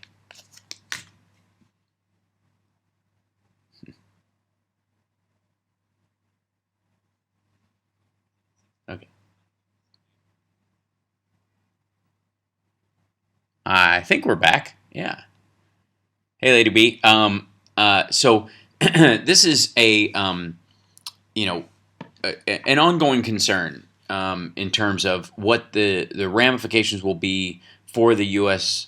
as a country after all this is through. Now, will we survive Trump and all this kind of stuff? You know me. You guys know I don't believe in treating America like it's an apartment you're renting.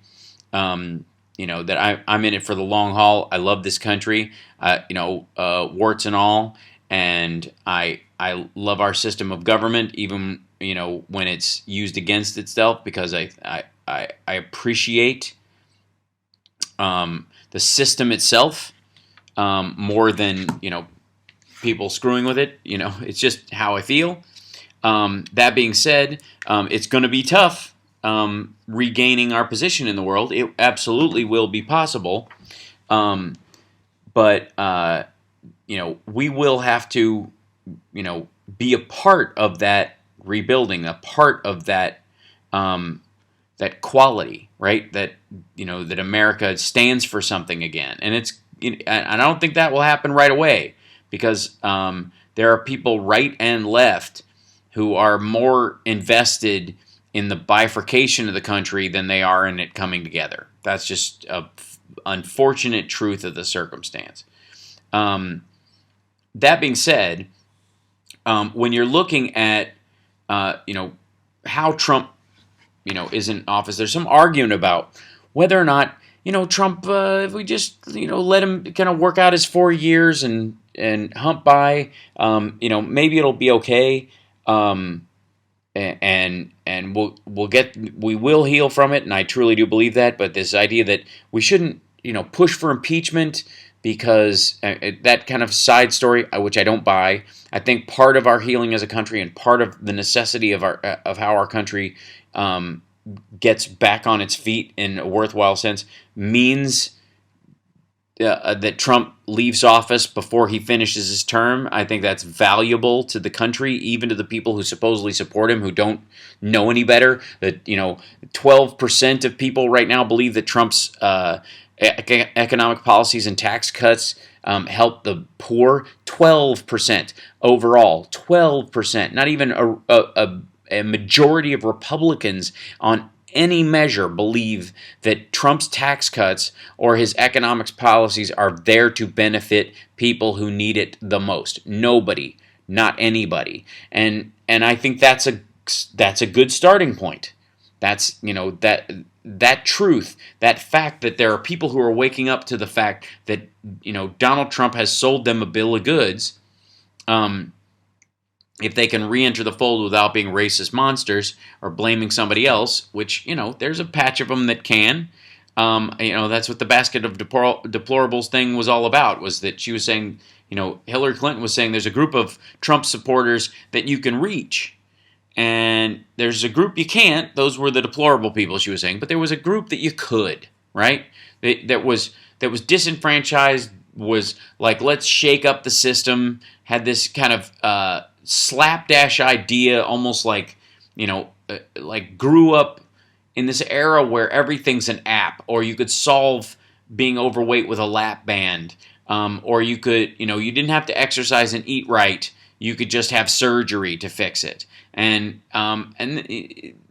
or take a pill for anything that pretty much ails you. That lifestyle changes that are consistent and take discipline don't have priority. You can solve it with minor medication and surgery, and that part of it unfortunately plays out in how I think a lot of people looked at the Trump presidency. They got a little frustrated, or they bought into the idea that there's no difference between the two political parties, that it's worth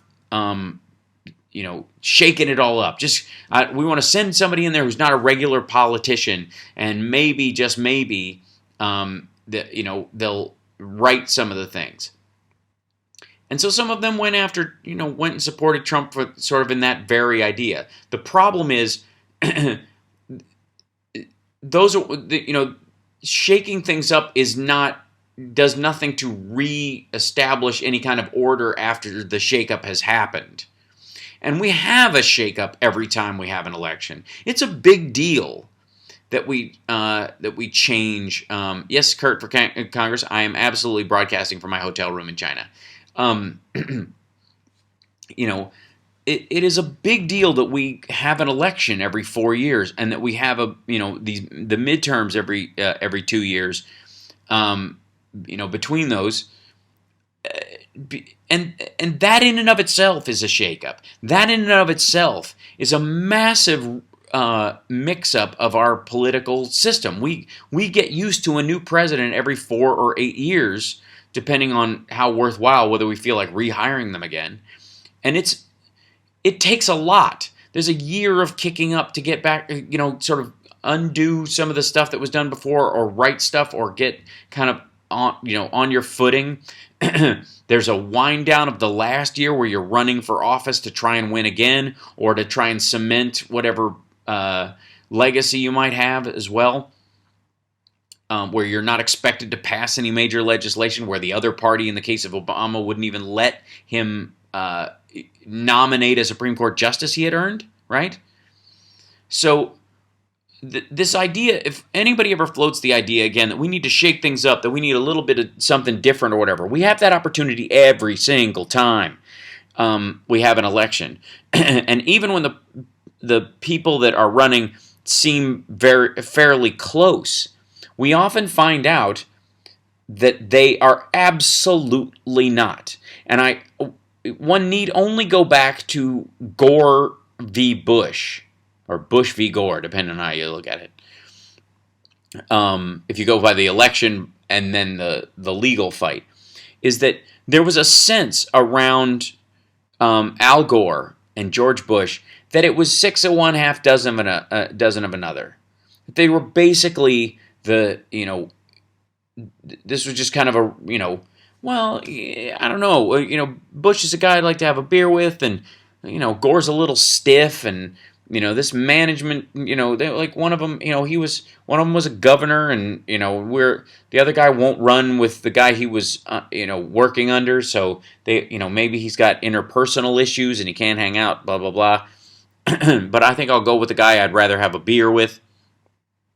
Not recognizing that most of the guys you have, it's not the guy you'd have a beer with, but the guy you'd have too many beers and hit on your sister at the barbecue, even though she's only 15. Like, you forget to make that distinction, right? And in the case of, Gore and Bush, there was a big, shrug factor, very 90s shrug factor about the whole thing. And then 9/11 happened, and what did we do? We went to Iraq. And we went to Afghanistan. And no one can convince me that if Al Gore had been president, we would have done the exact same thing. These decisions matter. These elections matter. And this idea that, between both siderism, throw all the bums out, it's pervasive and permanent, which totally undermines the existence of everybody from the Maxine Waters of the world, to there's a. I do think it's a beautiful thing that the Democrats have more women running than ever in history. That's amazing, right? And is an excellent thing. The Republicans will have nothing that will stand against that. But these people aren't running to destroy the system the way Trump did. There's just simply no comparison between how Democrats, even in their most progressive, even in and their most outside, none of them are running on this idea that they hate government, that government is the problem and always the power, or the problem. Almost read Julie's girl power thing. That in having this idea that how can I put this?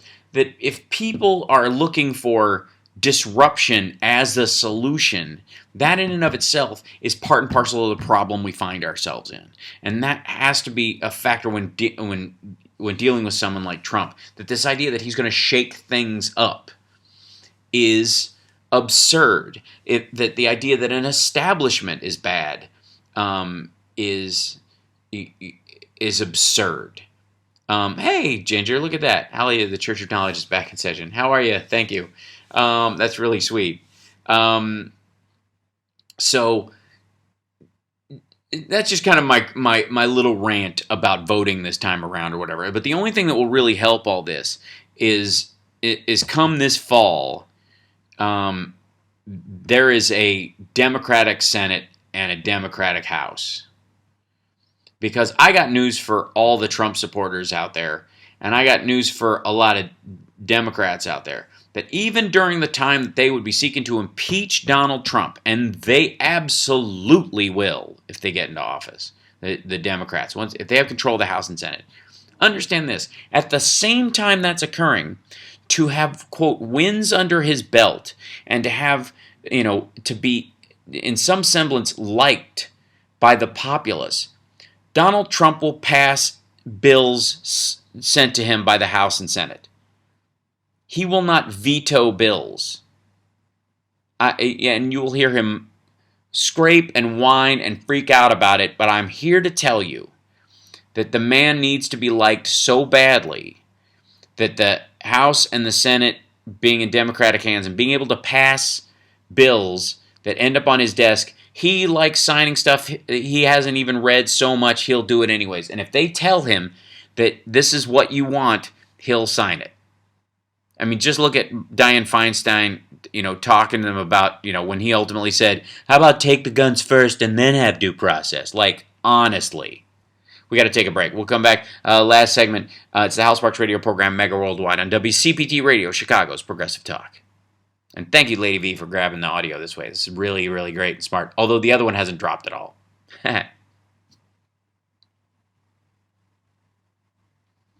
So, I think we're a commercial.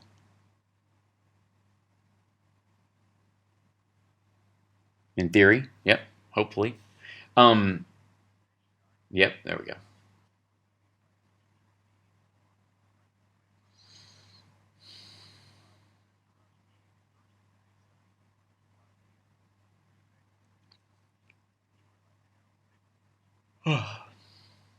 Oh, thank you, Julie.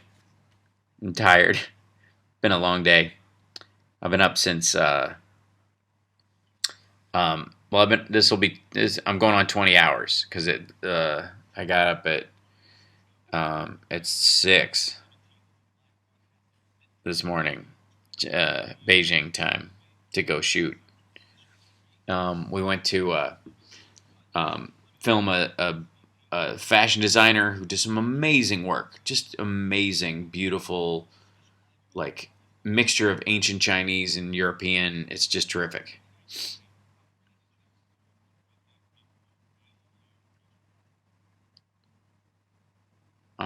Yeah, I'm sleepy.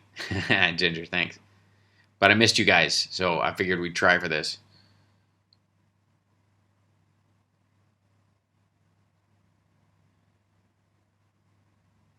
But Lady B, if this works, audio wise, what I'll do is I'll get I didn't bring a USB mic with me because I was going to do another setup, but I'll get a better mic, and if we can just pull audio from YouTube, we should be able to do this next week as well with a better chance. So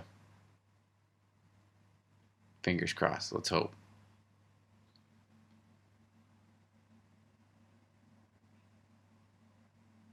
Oh yeah, I'm back. Well, that's lovely. Hey, it's nice to be back. So the important thing, obviously. Oh, one more question, or one more bowling branch, and then I'm back. Okay, great.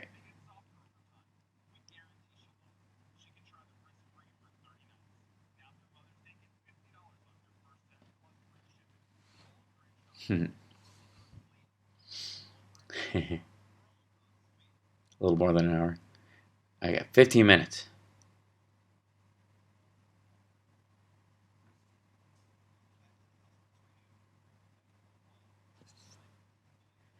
Welcome back to the show, guys. So, again, I've been doing the show with, a modicum of success from China. And needless to say, I'm going to end the show kind of on this thought. I'm learning a lot about how kind of things run over here, how they differ from how we do things, and certainly the things that in the United States that we take for granted. There's certainly things that you can learn in terms of that we can learn from anybody, and we certainly can learn things from how the Chinese get things done, and they can learn from us. And the collaboration around these things is very valuable for both countries.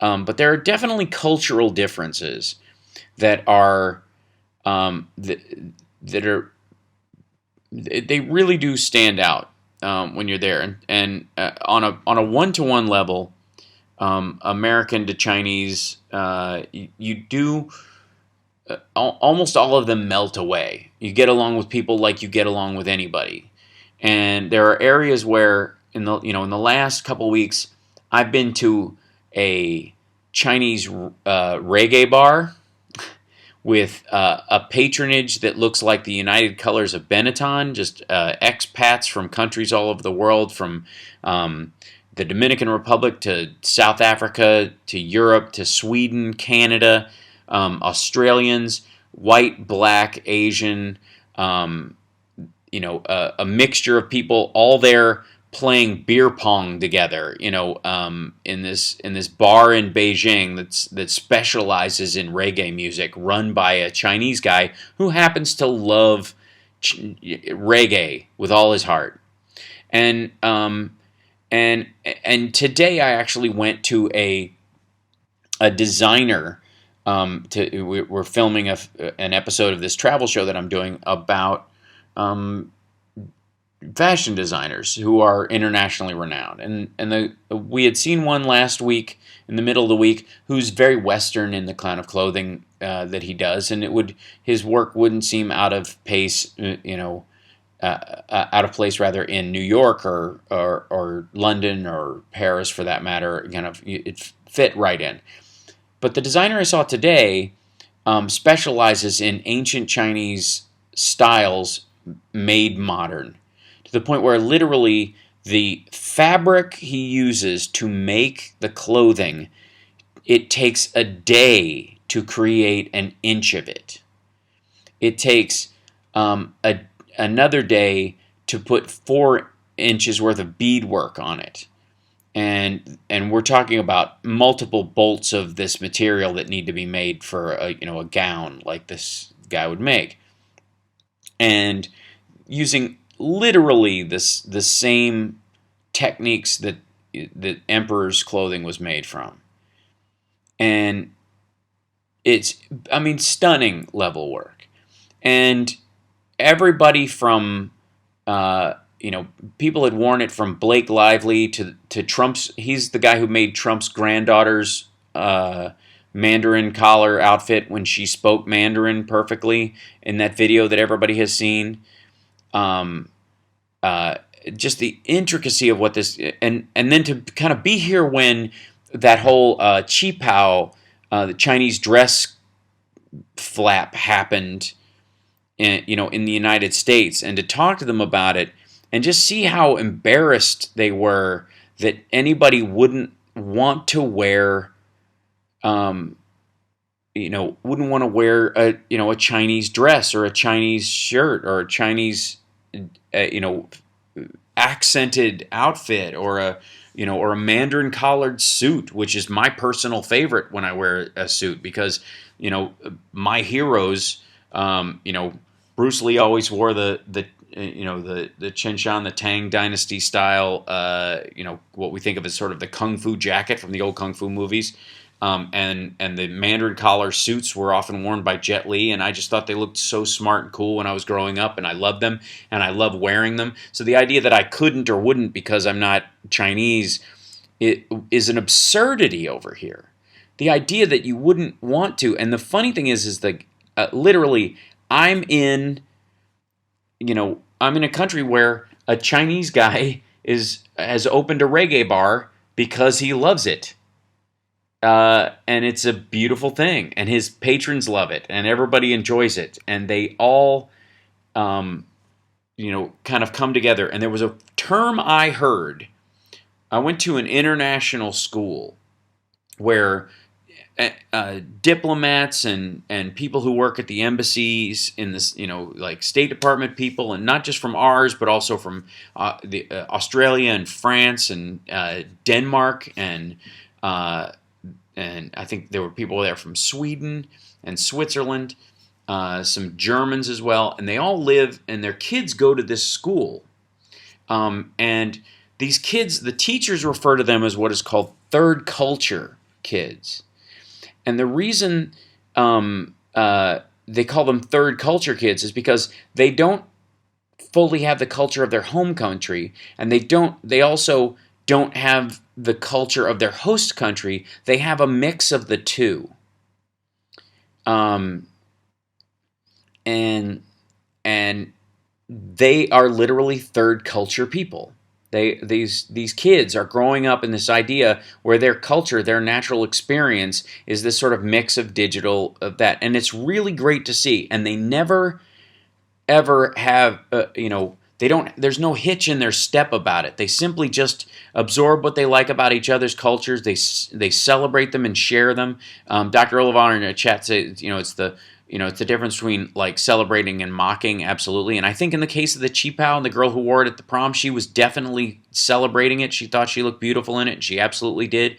And like I tweeted about this yesterday, or maybe it's 3 days ago. I've completely lost track. But I was at a mall, the Pearl Market here in, which it sounds nicer than it is. It's basically just a 5-story mall with different stuff on each floor. And there was a Dutch couple buying a Qipao for their daughter, and she was trying it on. And this shop owner helped them pick the right color for her and said she looked beautiful, and they all walked away happy, and it was a really lovely thing. And thank you, Kurt. That's awesome. Yes, we will learn more about SB 562, or lean more about it if you want us to do. But either way, but thank you so much, Kurt. Cultural appropriation in America is not cool, though. See, that's the problem, though. The people outside of America look to America as a point where cultures meet and absorb each other, and cultural appropriation is simply an American construction, according to most other cultures. And in the case of in China at the very least, and it certainly seems to be this way with South Koreans that I've talked to as well, because I have some friends obviously living in Koreatown, in LA. They find the idea of it embarrassing and more akin to segregation. And this idea that you're not supposed to engage in anyone else's culture unless it's yours sounds very white water fountain, black water fountain to them. And it's really bizarre. And in many ways, it puts a distance between us that culture, especially music, fashion, those kind of things, don't intermingle, and should intermingle. And when they don't, it seems like we're putting too high a value on it. It's more important to us than our fellow human being, and that's where it gets weird.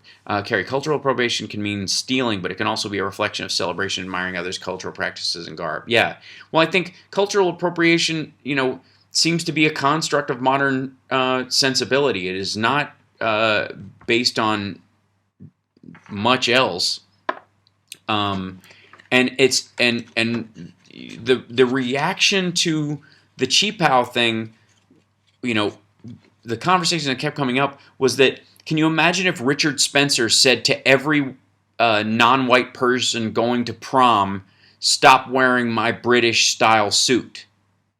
My culture is not your prom," because most suits worn to prom are Western style, and or to big dances, which they have here for school as well.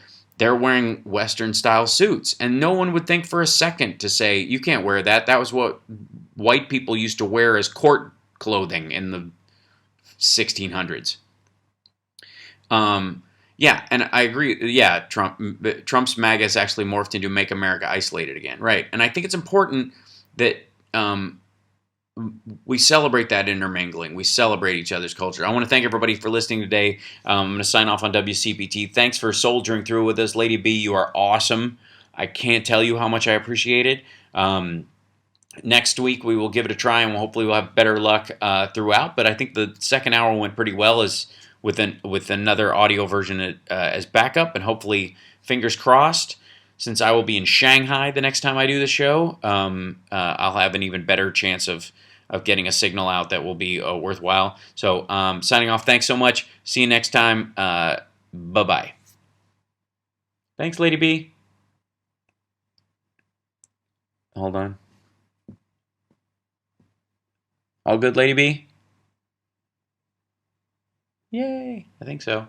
We hit the hour. So, bye. I'm signing off on here. You can still talk to me in the chat room if you want to. Love you. You're wonderful. Okay, bye.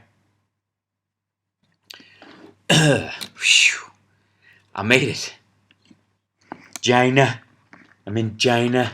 It's very important to be in China. Cool.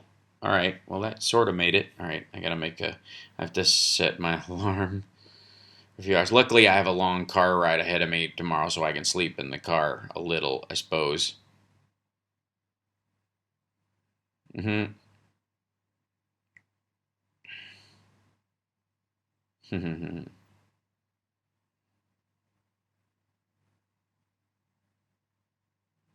Send a message here. So, yeah, hi, chat. We'll hang out for a little bit. We made an actual show of it. Now, let's see. Like rock and roll came from black musicians, for example. Okay, Carrie, the banjo, which we think of as the center of like bluegrass, started based on an African instrument and sort of a mix of a Chinese instrument as well. Meanwhile, the Kurzweil K2000, one of the primary samplers and the technology made by samplers, which is so huge in hip-hop and rap and really defined at the beginning of the 80s, was created by a white German guy, Ray Kurzweil. Yeah, the banjar. Never used rural areas for cell phone internet, right? I'm not in a rural area.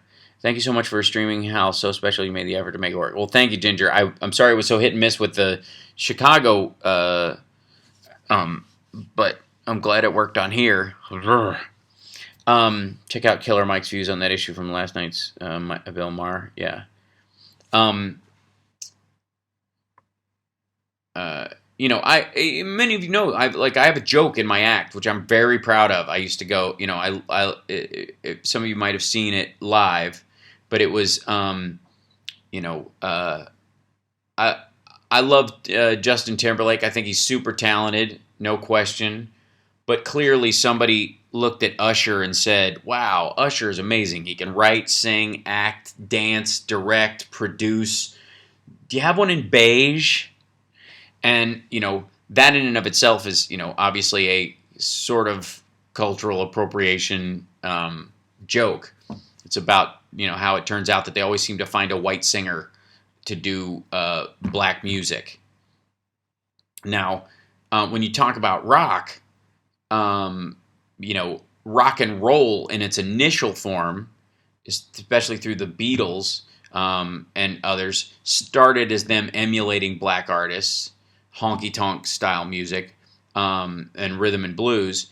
But obviously, the instigation and the inclusion of classical music, which is very much a white European language, music, the mixing of those two, you ended up with Led Zeppelin. And you ended up with Metallica. You ended up with, and you're right, Elvis Presley being a prime example. Elvis Presley was the biggest thief of soul music. Yeah. I mean, I think that, that's right. And quite frankly, I, as a human being, have never been a huge fan of that work. I like the more cacophonic, as it were, less drifted. Killer Mike talked about Elvis and how he rejected him but embraced Led Zeppelin and the Allman Brothers. Yeah, because Allman Brothers took the rock sensibility or the rock and roll or the rockabilly or the honky-tonk stuff, and they incorporated country into it, which is very much a kind of a white Southern style, and they just created their own thing from what was around them. And Led Zeppelin sort of did the same thing.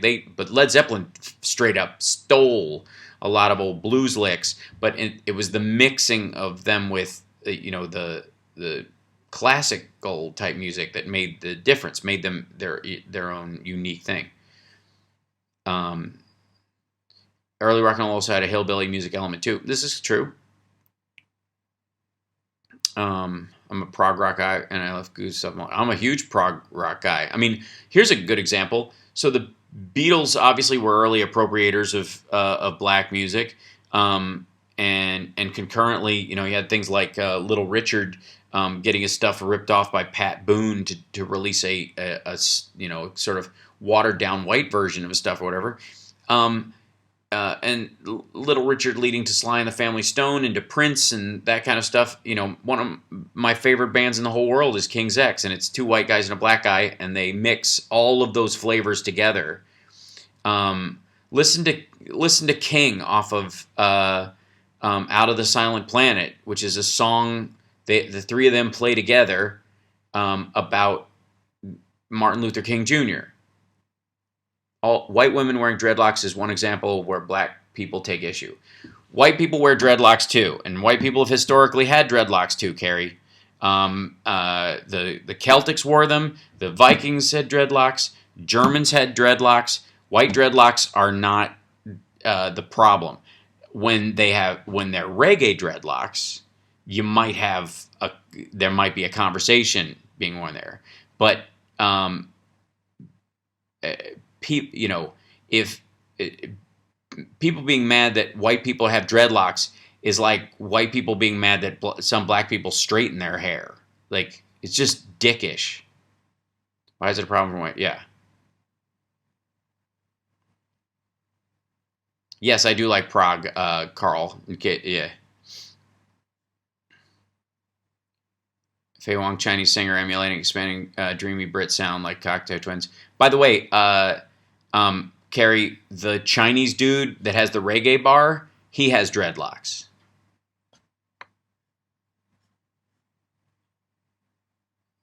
And there's no point in history where Chinese people had dreadlocks as part of their in any distinct way. That's brand new.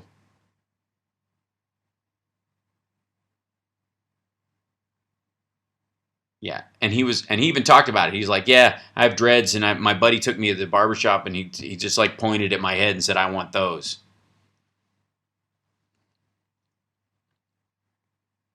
No, the people who say you can't have my hairdo are the worst. They're just like maybe the outrage machine has gone too far. Yeah, it's ventured into bigotry. This idea, especially where people, feel like they have the right to shut somebody down on something culturally when they weren't there to start it. It is the exact same mentality that certain like white supremacist guys going, we built this country, and they contribute nothing to this country. Their particular relatives had nothing. It's not like they're descendants of George Washington or Thomas Jefferson, any shit like that. They're just your standard average Joe white people. Most of them had had immigrant parents who came from Ireland or England or Germany way after the fact, well after the country was established. They want credit for the creation of this. They don't want anybody going, we built this country, go back to Africa. There's a very similar, it's almost like the exact same sentiment just thrown back in their face, and both of them are, both people are disgusting in that terms. The future we're marching towards is where we all live in liberty and freedom to express ourselves regardless of race, gender, sexuality, etc. Never be reached if we don't let people embrace. That's right. What's different? A fascinating bit of Chinese history that I didn't know how the Chinese Civil War in the mid-19th century had killed at least 20 million Chinese. That's staggering. I had no idea. Dude, there's tons of Chinese history you don't know anything about. Okay, so you think white people and black people have a hard time getting along? First of all, be black in China. That's a whole new can of worms. Secondly, be Japanese in China, because that's like, Germans, like 85-year-old Germans wanting to move into the Orthodox Jewish area of Brooklyn and buy the biggest house. Because if you want to see what, the crisscross between the Japanese and the Chinese, I mean, watch the movie Nanjing or read up on it. Granted, if you're wearing a sombrero on Cinco de Mayo and then praising Trump on deporting Mexicans is stupid. That's not the issue with someone wearing a dress or hairstyle. Yeah, that's not appropriate. That's not cultural appropriation. That's racism. And call it what it is. That's the same problem I have with the idea of something being offensive versus being bigoted, sexist, or evil. You know what I mean? Calling something friggin' offensive, again, is so pathetically weak. Call it what it is. If it's bigoted, if it's racist, if it's sexist, call it that. And then defend why you're calling it that. I'm a white guy, had dreads in the 80s, never got any shit. Yeah, because nobody cared back then. Today, it's... you know what I think it is? I think it has a lot to do with the American idea of branding these days. Between YouTube and Twitter and Facebook and all this stuff, everybody's so fucking special and has to have their brand. You know, everybody's all into branding. And, oh, thank you, Robert. Yeah. You know, so, you know, everybody's branding their culture to themselves, that your identity is so important to you based on your racial identity and your cultural identity and your sexual identity or your, and that defines you more than your character because brands, branding is a very capitalist system, and it's ironic that is the standard by which people are supposedly fighting capitalism, you know. Be best pathetic branding, right?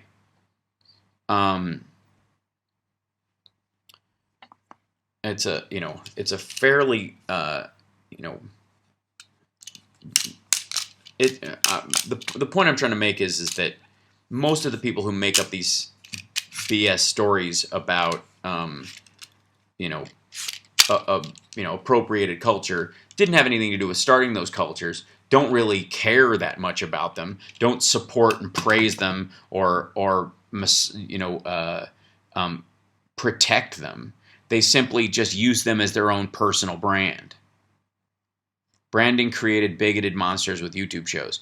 It also created this idea that we are all that our identity, our label is more important than our actual identity. And that if somebody doesn't honor your label, they're not honoring your identity. That's an incredibly overtly capitalist concept. Branding created Tomi Lahren. No, bad parenting created Tomi Lahren. Branding gave her a show. Beauty gave her a show. The fact that she's mean and hot. That's why she has a show. There are enough people in the world to watch anything. Okay.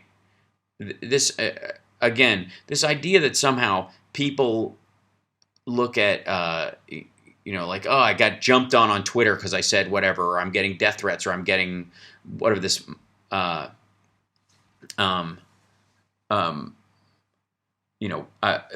soon as I said this, I got blowback from XY community, whatever it is. And the reality is there's enough of people in any community to give you at least 100 Twitter responses or Facebook responses, and often multiple if they decide to keep carrying the conversation, to make it seem like you're being ganged up on by millions of people or that they are somehow representative of a greater core of human beings when they absolutely do not. My actions are more important than my label as a progressive left-handed lesbian and what I say to people. I hope so. Let's see. Over Memorial Day, I'm going to visit Auschwitz and we'll walk through the Hall of Hair. Let's put it all into perspective. Exactly. Yep, left-handed. My kid's left-handed. Camden's left-handed. My cousin's left-handed. And my sister's left-handed. There's a lot of left-handed people in my family. I'm ambidextrous. I write with my right hand, but I can write and eat with chopsticks with both hands. That's fun to watch. I'll shoot a video of that. It's really kind of weird. Freaks everybody out. Especially when they're like all the dudes on the trip are like, I'm like, dude, use chopsticks for fuck's sake. We're in China. And they're like, I can't. I'm like, okay, I'll do it with my left hand just to make it easier on you. And so I'll put them in my other hand and, and then I eat just as easily. And they're like, you bastard, left-handed. Why do you people being so binary?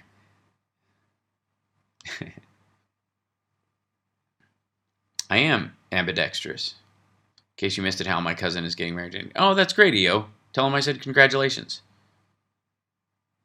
Primus is an acquired taste I've never acquired. Well, clearly you have not heard My Name is Mud.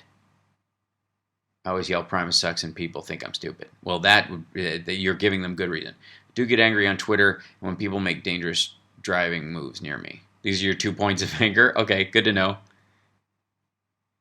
I remember my papa telling me being left-handed is associated with the devil. It was associated with being evil. You have to use chopsticks. It's required, right? See, that's a sign of respect. Like, I own chopsticks. I eat with chopsticks at home. I think, actually, the chopsticks are the best way to eat salad. How do you like that? Next time you're eating, if you can use chopsticks, try eating your salad with a chopstick. It beats the shit out of trying to stab a fork into multiple pieces of, like, lettuce and vegetables, whatever. It is way easier to eat with chopsticks. Salad, much better with chopsticks. I will stand by that. And yeah, sinister literally means left-handed. That's right. And the reason is because most people were right-handed, and if you had a weapon, you could carry it in your right hand. And so if you were attacking someone, you'd attack them with your right hand. And that way, if you shook hands with somebody, you were not armed because you were not using your dominant hand. You were using your dominant hand to shake, and you obviously didn't have a weapon in it. But if you're left-handed, you could fake shake hands with your right and still stab them with your left. So you were considered sinister. There you go. Can finally eat sushi with chopsticks. Yeah, absolutely. Pretty damn good metal band at Eurovision on Friday from Hungary. Nice. Like you, Hal, I can use chopsticks left or right hand. Very cool, Chuck. Hal, you're right. I learned to eat salads with chopsticks about 5 years ago. It works a lot better. Yep. Chopsticks are just eating with your fingers, but with extensions. It's a little more complicated than that, but sure. If you're doing it right, I suppose. My dad was supposed to be left-handed, but the nuns and the priests at his Catholic school drilled it out of him. Christ, Carrie, is no one in your family not oppressed? Salad with chopsticks. You're left-footed? All right, well, everybody's got to have their own way of dancing, Amos.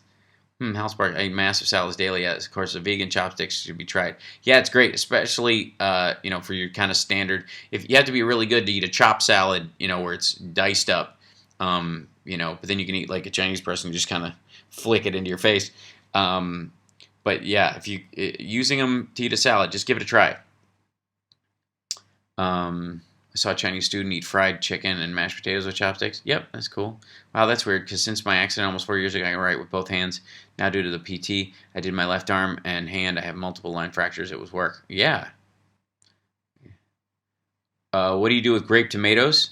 I pick them up. With chopsticks, you mean? Don't squeeze so hard. Here's this, that's the secret to chopsticks, kids. Don't squeeze so hard.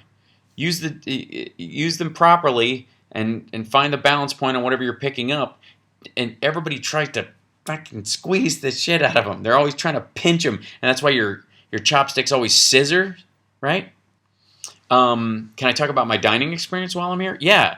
Well, because I'm shooting a show, I'm not sticking to my own vegetarian and vegan kind of system, because I'm filming stuff, and I have an 80-20 rule when I'm traveling, and certainly when I'm,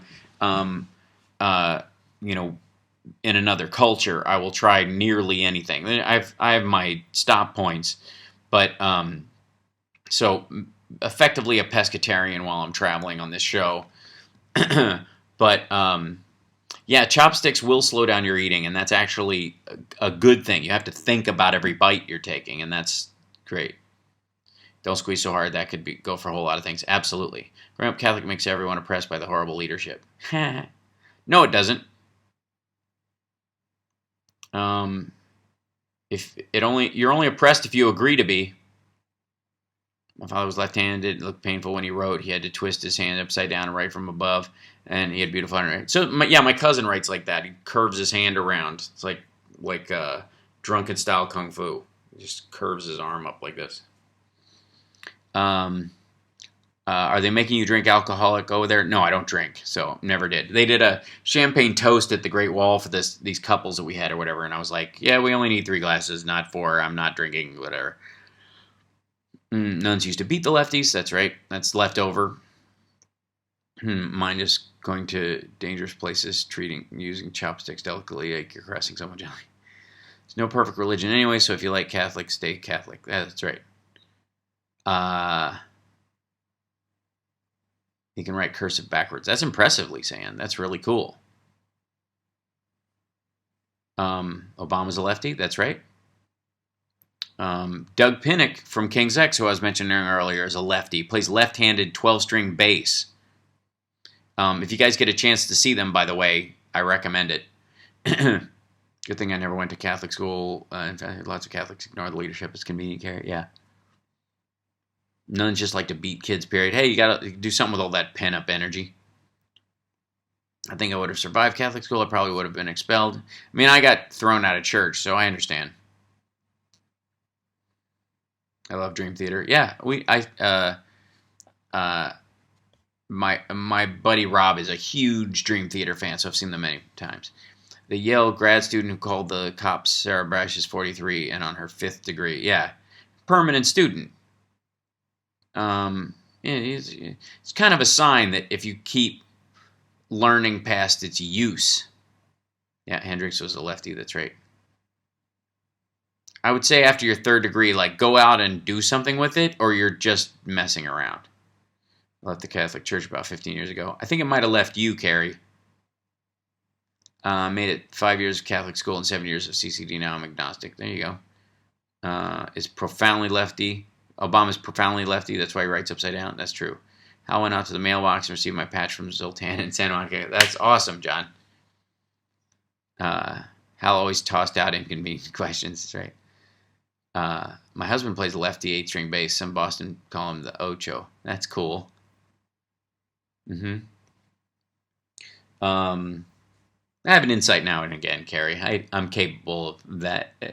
When I was a kid, no one had a left-handed ball mitt, so I learned to play baseball as a righty. Yeah. Salty. Oh, excuse me. Yawning. I thought left-handed people were more creative. Was that correct or no? Or overgeneralization? That's associated with like right brain controlling the left hand of the body, left brain controlling the right head. That's a misnomer. It's not actually scientifically true. There's no science to left brain, right brain as far as creativity and analytical. It was an oversimplification. It was, if there's anything to it, it probably is dominant hand brain. Like if you're a lefty, your right brain is probably the analytical side. That idea. If you were breaking up, but it really doesn't work that way. How are you going to see any of the newer buildings and houses that were built in China, now mostly abandoned? I forget the city. Yeah, I'm going to one of the ghost cities, but not till the 2nd trip. Most lefties are ambidextrous because we grew up in a right-handed world. That's true. How's Kip doing a climb? No idea. Do you like the Chapman stick? Yeah, I find it very impressive. Understood. Thanks. Yeah. Black paint. Hey, all right. That doesn't work for me. I've never bought a truck based on the music they used in the ad. Part of that because I've been poor most of my life, though. All right. I have to run and go make mom shopping for Mother's Day. That's right. So it's already Mother's Day where I am, so I get to call my mom when I get up. Because it's 2:24 a.m. for me. Left-handed people have to learn a lot of actions like using a can opener as a right-handed person. That's true. Unfortunately, in the world, there is a left-hand, right-hand binary. You can be ambidextrous, but it only affects, that only makes more options available to you. It's not limiting. And if you're left-handed, though, you definitely are going to find that the majority of people are right-handed, and therefore they're going to, modify, you're going to have to modify your life to fit the rest of humanity. I will, definitely. Yeah, I am tired. Thank you, Chuck. Thanks for pointing that out. Yeah. Uh-huh. For most people, right? Trump only uses 2% of his brain. I think he uses 2% of somebody else's. Happy birthday to Mom! Happy Mother's Day to Mama Sparks. She did a phenomenal job and deserves lots of love and praise for that. It's not easy raising good humans since she broke the mold. Oh, that's sweet. The leftorium. I'm ambidextrous too, Tom. Exactly 12 hours different from here in New York. Now I will never forget what Beijing time is. That's right. That is right. It is exactly 12 hours from East Coast time. Uncle Sam ain't released me yet. Good night, Hal. See you later. Thank you, Chuck. Good night. Sweet, but be careful. Oh my, I heard there are gangs there, but I don't know. Gotta see this. Okay. Just caught your yawn. Sorry, Richard. Heard left-handed people live longer. Probably not true. Maybe. Why don't you get some sleep? I will. Okay, it's a good idea. I'm signing off. I'm going to sign off now. Chapman Stick. Peter Gabriel's bass player uses one. That's true.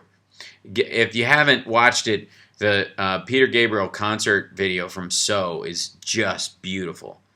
Think about it. The numeric keyboard on a computer is on the right-hand side. That's true. And the computer mouse. Well, the mouse can go on either side. You can put your mouse wherever you want. And modern mouses, you can reverse the buttons. So, Tony 11 is great, yeah. Broke my arm and took some skills to use my camera with my left hand, right? We're seeing you 2 on Wednesday. That's awesome, Carl. Thanks for the great show. Absolutely. Sweet dreams. Thank you, Ginger. Look forward to more pics of your journey. You look lit up from the inside. It's a joy to watch. It is really, yeah. China's really great. Today's weather was pretty fucked up. Like the air was dirty today. It was unhealthy to go outside, and we had to go work in it. So I had to wear a face mask when we were walking around for a little while. But the rest of the time it's been beautiful, and they've done a lot of good work to make it better. It's like 800% better than it was like 2 years ago. And we only had one day that was like this. It used to be like this every single day. There's 21 million people in this town. Wrap your head around that. I met Tony Levin and we had our phone taken. That's awesome. All right. Peter Gabriel counts with Papa. Okay, you guys are just going to talk about Peter Gabriel for a while. So I'm going to go to sleep because I got to get up early and pack because I didn't pack tonight. I talked to you guys instead. You can put your mouse wherever you want. If I had $1 for every time I've heard that. Most gaming mice are right-handed. Mine's my gaming mouse is left-handed because I bought the left side one. Thanks, I'll sleep well. Big hug. Oh, thank you, Julie. I appreciate it. I need the hug. I've recorded an album with most folks from a year ago. Amazing. Every time you guys say goodnight, I start to yawn. I'll send a bunch of pictures. You guys take care, and I'll see you next time, okay? Bye, everybody. Bye. Thank you so much for sticking in there during the show. I really appreciate it. Bye. Bye, everybody. Bye.